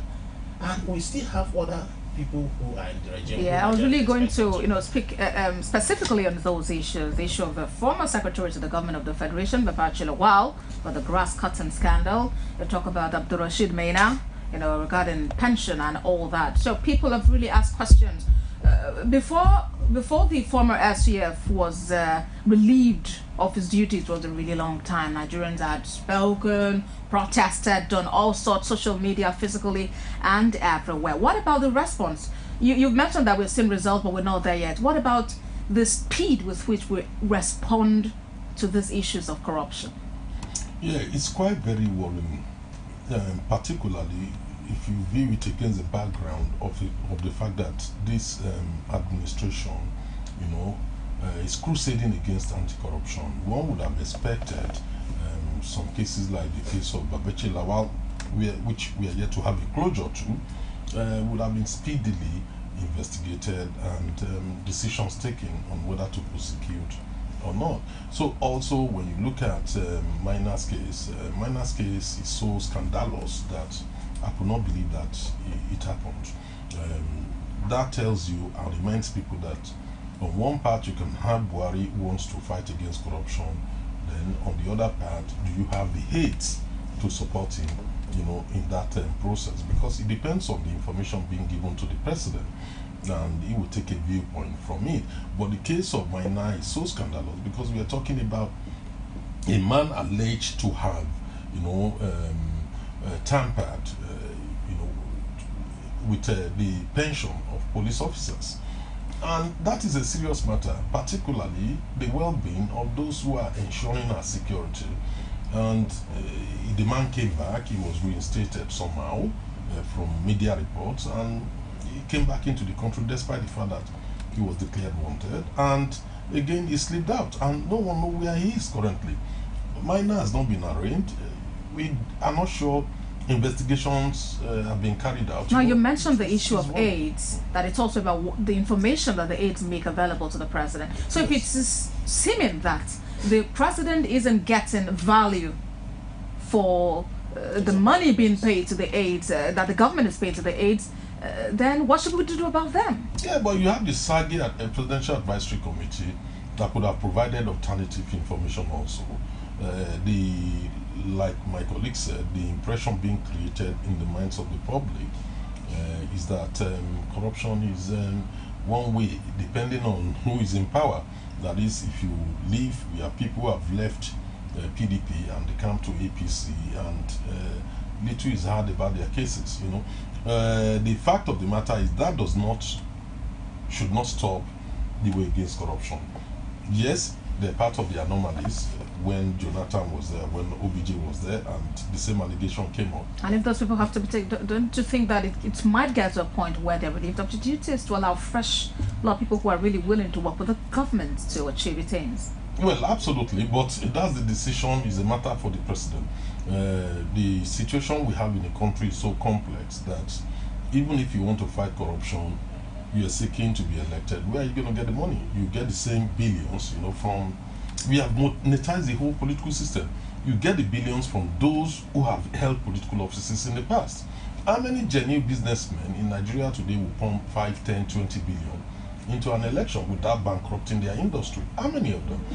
So we have monetized the system in a way that whether Mr. Saint is a candidate or not, you have got to spend those billions. So where will the money come from? All right, so gentlemen. this is part of the complications. Okay, let's take a break. Bring the headline news at 10. When we return, we'll look at other aspects and review how really this administration has fared. Stay with us.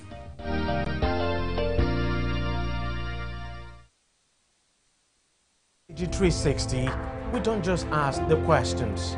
What is wrong with amending the Constitution the way the National Assembly members have been doing it? We seek answers. Constitution is constituent. Our problem is not lack of laws. Our problem is lack of the willpower to implement our laws. Answers that provide clarity. While we negotiate, we should try to make it a point that the girls must be complete. The clarity you need to make informed judgment so that you can make the right decision and take action. People are saying it is you politicians that are responsible for this, that you are the reason why this is happening. All these dollars that call themselves governors in this country. I wish we had people like Tony at the National Assembly. God forbid that I go to join that ballot. DG360, providing clarity to issues.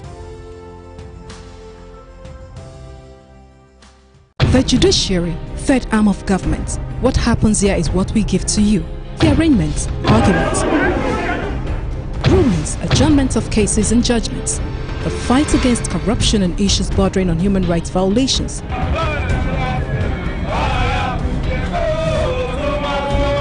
The doctrine of least spenders ought to have been respected, that no arm of government, however powerful, should take the laws into its hands as held by the Supreme Court. Justice is one way. It's either you go for justice or justice go after you. But I've never seen a situation where an individual is afraid of justice. We move from court to court to give you updates on legal matters, when they happen and where they are happening, going extra miles to get reactions from the parties, even when they're not in the mood to speak. No comment. Talk to my lawyer. Watch Legal Scope on CoreTV News at this time. If you are not idle, nobody will probably come and encourage you to join their gang or the group. Yes. To keep Nigeria one is a must that must be done. Nigeria is not going to break. So if I want to buy this one now, how much you go sell this one? I will fee give you 500. Sure? This one? Yes. This small banana? Yes. I know that Buhari can do it. He has a lot of plans. We should be praying for him. He's a human being. Anything can happen to anybody. The majority of the law they pass belong to them, to favor them, not the masses in Nigeria. If we want to change, let's change generally. Don't let change half. Let's change generally.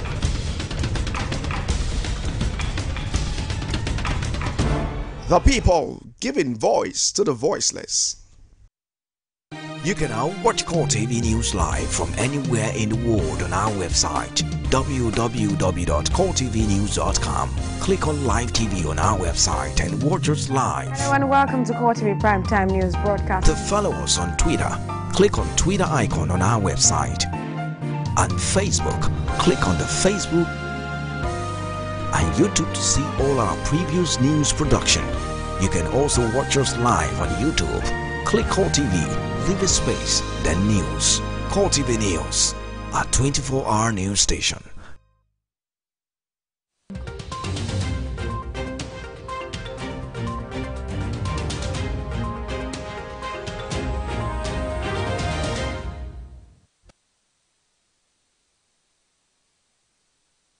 Hello and welcome to Headline News. The federal government says it has arrested the leader of the Al-Barnawi faction of the Boko Haram terror group, Usman Mohammed. Minister of Information, Culture and Tourism, Lai Mohammed, disclosed this while speaking to newsmen in Lagos to mark the third anniversary of the Buhari administration. The minister disclosed that the issue of security is of vital importance to all Nigerians and promised that the federal government will continue to treat it with the importance it deserves. He added that others arrested alongside the Boko Haram kingpin are Amodu Omale Salifu, Ahmed Momo, and Almin Mohammed Jamin, who are associates of a kingpin of the Ansarul terror group planning to attack foreign embassies and for instigating attacks in the north-central part of Nigeria.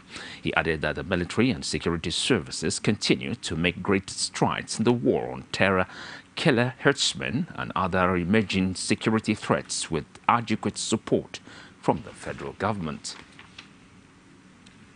The leadership of the new People's Democratic Party, the All Progressives Congress, will today, Monday, meet with President Muhammadu Buhari.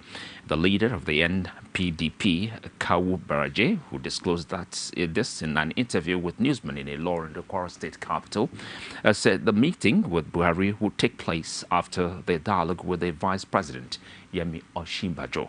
He said he was hopeful that at the end of meetings with Osinbajo and President Buhari, the APC would come out stronger and become more united in the general interests of the citizenry of Nigeria. According to him, the next line of action of his group will be determined by the outcome of the meetings to be held. The NPDP had in a letter given the APC leadership a one-week ultimatum to address its grievances, which it said included marginalization. Transparency International has advised the National Assembly to pass anti-graft bills as soon as possible to enhance transparency in governing government affairs in the country. Chairman of the Global Anti-Corruption Coalition made the appeal during a working visit to the Chairman of House Committee on Financial Crimes, Kayode Olaidele. In a short speech, he said Nigeria was an important country in Africa, especially in the fight against corruption. Hence, it is important to set the tone by visiting Nigeria first. Senate, according to her, she was aware that the committee and by extension the National Assembly had been able to pass some legislations to fight corruption, but that there was no need to do more to ensure a corruption-free system. Italy is mired in fresh political turmoil with the president facing impeachment calls after he vetoed a choice for finance minister in the country. In a rare move, President Sergio Mattarella said he could not appoint the Eurosceptic Paola Savona, citing concerns by investors. The decision ended the bid by Italy's two populist parties to form a coalition.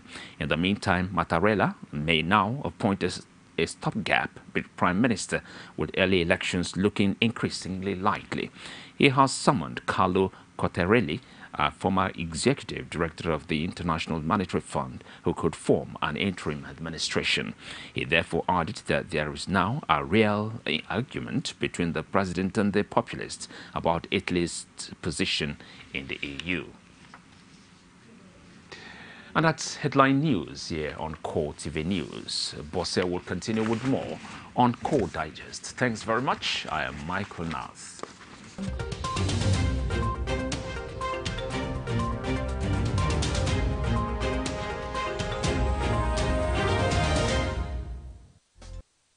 I am Abosede Patrick, host of your program Abuja Today, that brings you highlights of happenings in Nigeria's Federal Capital Territory from the Office of the Federal Capital Territory Administration. I appeal to all of us citizens, leaders, politicians, and all to support this team to be able to restore the Abuja Master Plan. Through the streets that involves every boy, every girl, every man, every woman, and every youth on the streets, unfolding of happenings in the nation's capital territory. Our challenge here is kidnapping, and the secret is there. It's a very short journey. You don't have to go as far as Abaji before you know what is happening in Kuji. All of us, we don't know, in short, we don't know where to put head, because definitely our students, they are hungry. So join me at this time on CoreTV as we take you on a tour on Nigerian seats of power. So what is 60 Minutes with Angela all about? It's not an interview. I like to think it's a conversation between two people making the news, people who are in the news, and those who become the news. And the whole idea is to inform, to educate, or to clarify, as the case may be. It is an art getting people to answer the questions that everyone is thinking in their minds. And that's what we try to do on 60 Minutes with Angela. I ask all the questions that everyone's thinking about and no one wants to voice. All the questions you always wanted to ask, you get those answers on 60 Minutes with Angela. Every week on this station, 60 Minutes with Angela, getting answers to every question you always wanted to ask. On Digi 360, we don't just ask the questions. What is wrong with amending the Constitution the way the National Assembly members have been doing it? We seek answers. Constitution is constituent. Our problem is not lack of laws. Our problem is lack of the willpower to implement our laws. Answers that provide clarity. While we negotiate, we should try to make it a point that the girls must be complete. The clarity you need to make informed judgment so that you can make the right decision and take action. People are saying it is you politicians that are responsible for this, that you are the reason why this is happening. All these dollars that call themselves governors in this country. I wish we had people like Tony at the National Assembly. God forbid that I go to join that panel. Digi 360, providing clarity to issues. The judiciary, third arm of government. What happens here is what we give to you. The arraignments, arguments, rulings, adjournments of cases and judgments. The fight against corruption and issues bordering on human rights violations.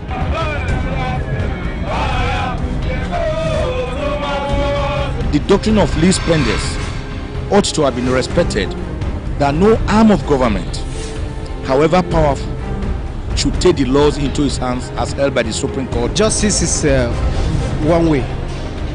It's either you go for justice or... Democracy allows for fair hearing. This is reckless.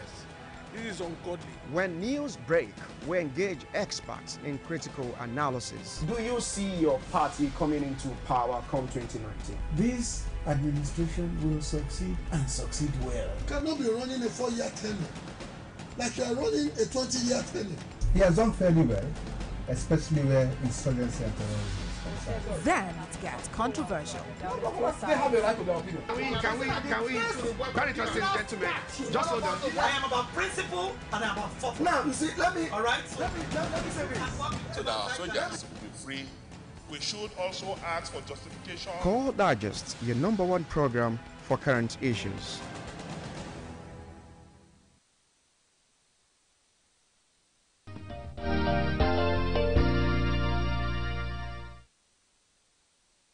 The program is still called Digest. Thank you very much for staying with us. And we're looking at President Buhari's 3 years in office, assessing the performance of the All Progressives Congress, APC, with its mantra, change.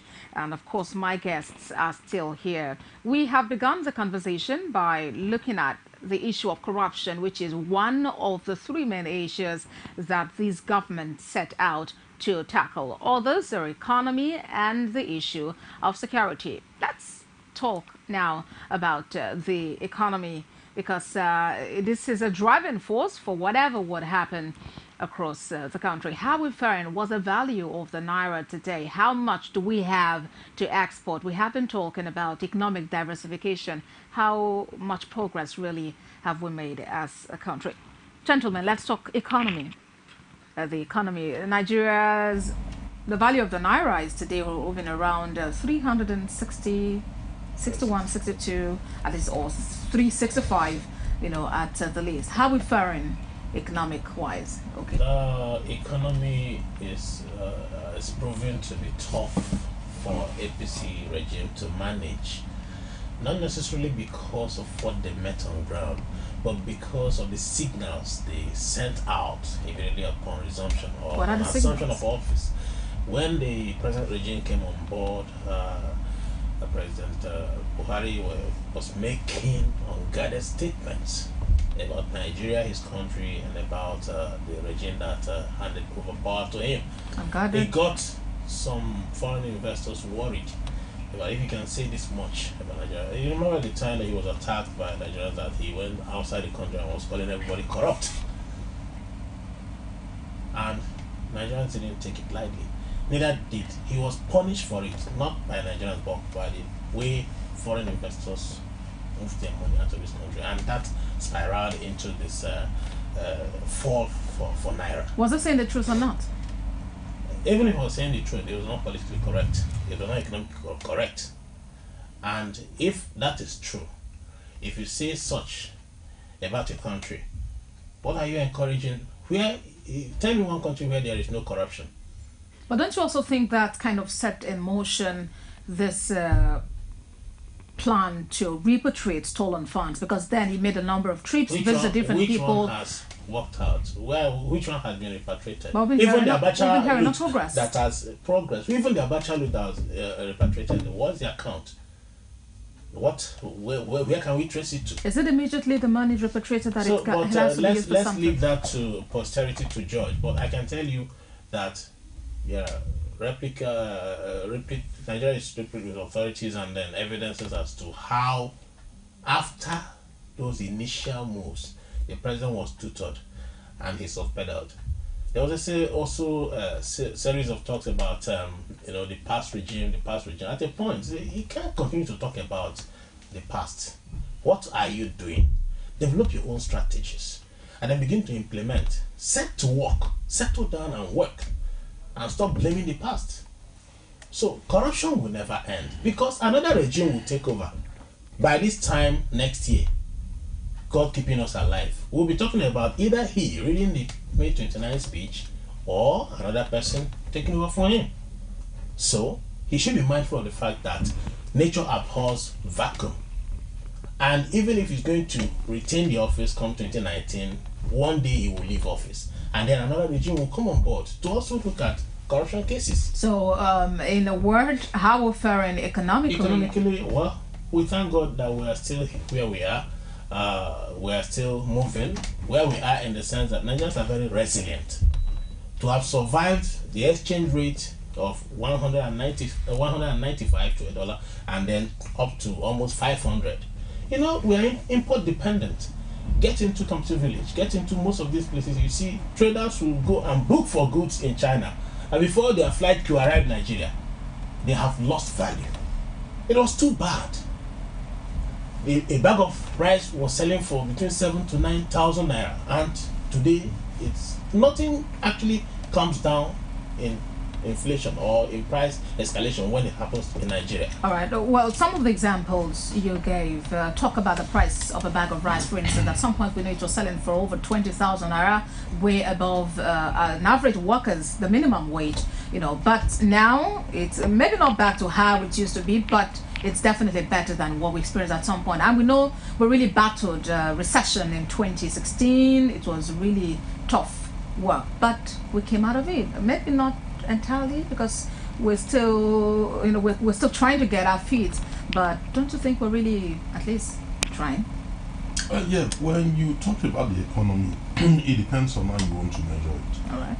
In the first instance, what cannot be denied is that we have been able to sustain, the development in the agricultural sector in terms of increased production of food crops within the country. Now we are increasingly, getting sufficient in rice production. I'm not really referring to what the government is saying, but what people can see. We now have people embracing local brands like Ofada. We've seen what has been done in the east, in the north, and in the west, Ogun State, for instance.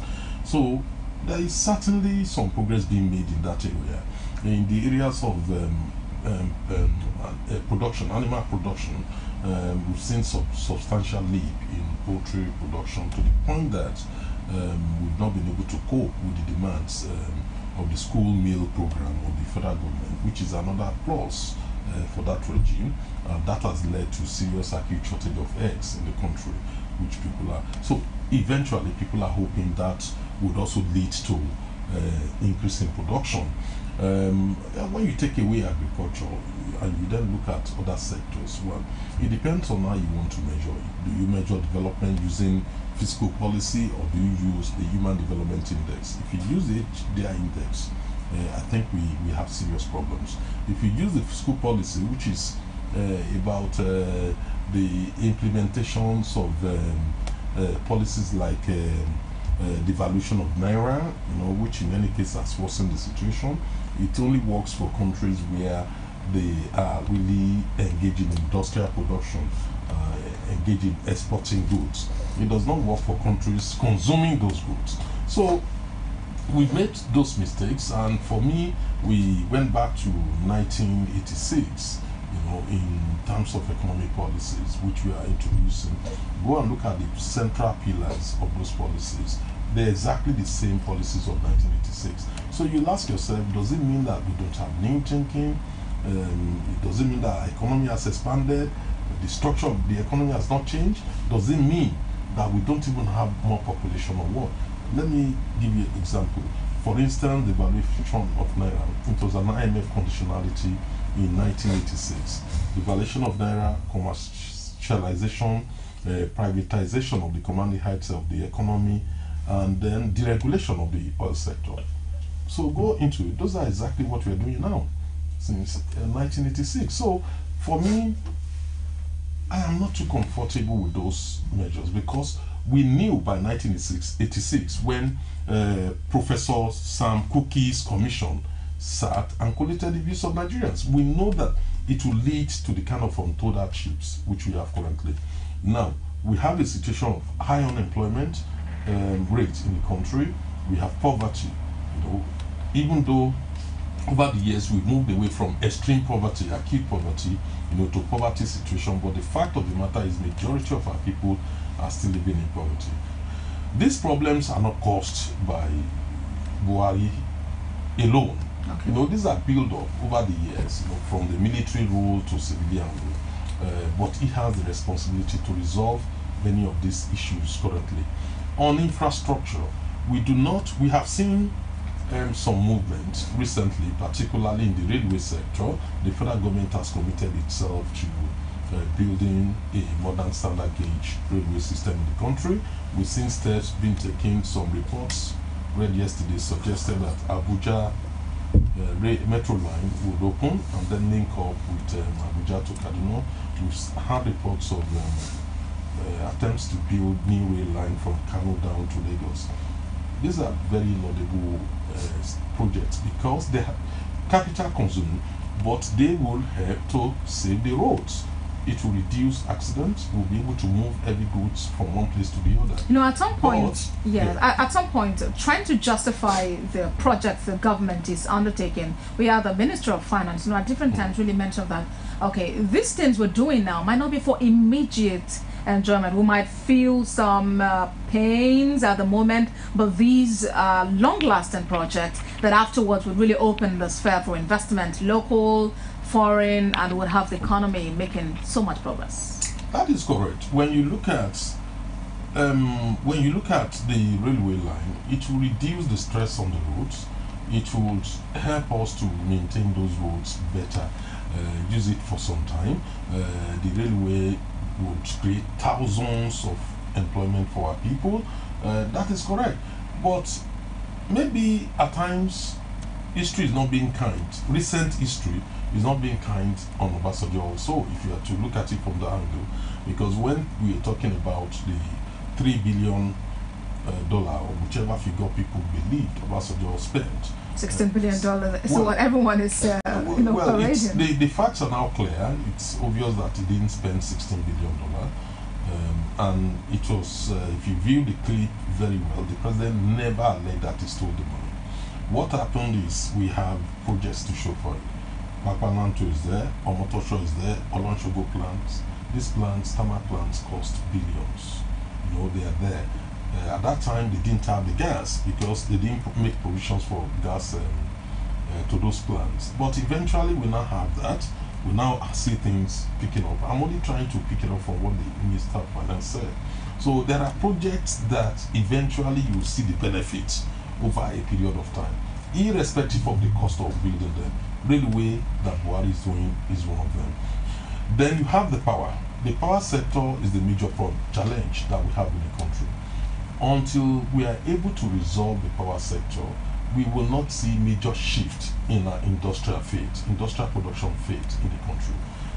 Today, if you go back since the days of Dakoro, we've been talking about 10,000 megawatts of power a day.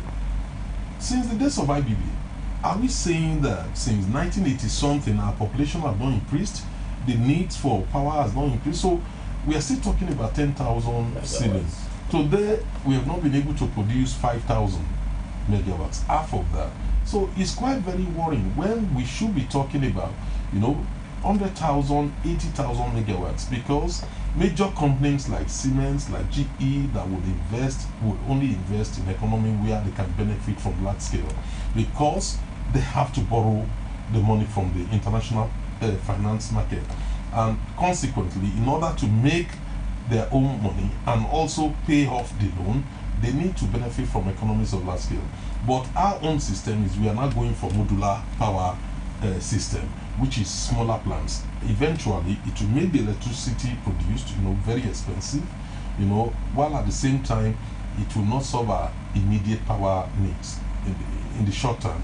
In the long term, it still will not solve that problem. We still need to look at what we are doing. But the government approach is a kind of gradual, resolution of this problem. That sector costs a lot of money, no doubt about it. The power distribution, transmission lines are so poor, and it needs a lot of investment. They are all not Buhari's fault. These are build-ups since the military days when we failed to invest in the infrastructure, to support the economy. We are only reaping the benefit of that. But Buhari has the responsibility to resolve them. Yes, because when you say it's not Buhari's fault, and I think over time people have really mentioned that, but then you would also understand that the reason you voted into office is to make a difference. Absolutely. People know things are wrong, and that's the reason whoever was kicked out of office was kicked out of office, so there would be a new lease of life for the people. Yes, there's a difference somehow. When you look at what Abosede did, he provided the plans. He built the infrastructure, needed, but without, completing it. That is, there wasn't any gas, running to Papalanto or Lon Sugar. So successive government, including this very government, they now had to sign a contracts, generate the gas. I think Papalanto was connected, from Ewekoro, the cement factory from there, the gas lines supplying Lafayette. So they now had to sign new contracts to ensure that they can build that. We didn't have a perfect infrastructural provision, because we should have thought about the fuel, that those plants will need. But the fact of the matter is, other governments, including this government, have been able to do something about it. All right. Before we open the phone lines, let's quickly touch on security. How are we faring? It's quite unfortunate that you see, no matter how you want to look at it, government, I continue to say, is a continuum. And the problem you solved during your tenure may not be the problem I solved during my own tenure. When it was under... is it possible to solve all the problems? That is why you are put into power. Okay, to solve all. To solve all, right? Yeah, to solve problems. Okay. The one, at least the one you meet on ground, and you also create the ones that successive regimes would solve. Because when the previous regime was here, we were having bombs, littering the Federal Capital Territory. It even got to the point that in Nigeria here, the UN office was bombed. It was the height of it all. And you remember the Nyanya bombing, you remember the Christmas Day bombing somewhere in Zuba, and all those. The government then was able to contain it to that extent. It never happened around there. But they now shifted to Sambisa and then those Bama and most of those pockets of places. And we had it on record that some more than 20 local governments was under the control of Boko Haram. Almost immediately when this administration came on board. They've been banning figures around that there is no longer any local government, any territory of Nigeria where they are holding hostage. But Boko Haram themselves changed their tactics, or so it seemed, that the herdsmen were now being protected by a militia group or insurgents or terrorists. The federal government, the Nigerian army, has not come up with intelligence report about the mystery gunmen that have always been involved in attacks. It got down to almost southeast, somewhere in Enugu State, where some communities were raided overnight and then were overrun and women killed, villages ransacked. It got to west when it also affected the former presidential aspirant Olufalaye's farms and so on. And presently it is Benue State. Now, in that aspect, what Jonathan solved wasn't those herdsmen attacks. The issue the challenge that came when he was on power was quite different, but it was insecurity. Now, the present regime is in power and they have to face this one. But we've not been seeing intelligence approach to solving those problems. The little ones that have to do with command and command structure and demand for accountability. Well, all of us wept when the president got to Benue State and said he actually gave orders to the IGP to stay, to relocate, and so we are now asking ourselves, if the president is helpless and he cannot call to order, or that he does not know how to query the IGP, then that IGP probably is getting so powerful, and to the extent that even when he was invited to the Senate, he never attended. Or if the submission he gave, if the explanation he gave, nothing followed after. Because one would have what if he was able to explain to the president and the president maybe gave some kind of just because the president should have come back to the people and told them this is what the IGP said and this is my position. Because that never even solved the problem. The military was even relocated to the Middle Belt, and then they had an operation. There's one native language they call it operation within the Lafayette Dole is for the northeast. For somewhere around Jos. And I think Akpakuma or whatever. I am Akpatuma. Yes. The region between Taraba, Benue, Nassau states. And when that happened, one would have expected, even though I know very well that security matters and security strategies are not discussed in the open market, you understand? But one would have expected proactive actions to prevent those things. But when you see that it's a pattern that repeats itself, one will put the blame on the dozen of intelligence handlers and synergy between those who handle local, domestic security matters, that is the Nigerian police, and the military, who should be protecting the territorial integrity of Nigeria, being now deployed to keep peace. Sometime in March, I traveled from here to Edo State, and then on that axis heading to Abuja Road, more even between every 200 meters apart, you see heavy police presence. And I ask myself, if this is the kind of roadblocks we see, how come the herdsmen are succeeding in their bombing? Well, let's just open the phone line now. 0810-642-6573. 0810-642-6573. If you're calling from outside Nigeria, do add the international short code +234. And when you are connected, please turn down the volume of your TV set. You can as well reach us via Twitter. Tweet to @CoreTV News NG. Copy me at Prof. Kose. Use the hashtag Core Digest. Let's come to you, Piotr. Security-wise. Security. It's a mixed thing. One, the Boko Haram capacity to occupy local governments on a sustained basis has been degraded, badly degraded to the point that, like my colleague said, they had to change tactics. Well, that changing tactics is not the problem. That's the nature of guerrilla warfare, insurgency. They will always mutate. When you think you solve one problem, then you see them, coming out in another form. We've never been used to fighting guerrilla warfare, so our military is still trying to learn from it and then, respond appropriately. That is one. the other side of it is when you look at the Shiite killing in Zaria. Okay, let's please hear from Innocent. We'll talk about the Shiite. Innocent is calling from Lagos. Good morning to you. Hello, good morning. Yes, good morning. Thank you for joining us. Yes, good morning, all the people in the studio. Abosede, I want to just ask one question. And that question is, as you are there, if I ask you to assess this government in terms of security, what percentage are you going to give them? Upon all the money that they have told us, that they have spent as far as security of this country is concerned, how many percent are you going to give them? Now, I want to let you know that we know we will know at the end of the day when another government takes over from this present government. That is the time you will now know and understand what has gone through, what has happened as far as this nation is concerned. Everybody is watching. And we are watching the drama. But thanks be to God that a time is coming very shortly.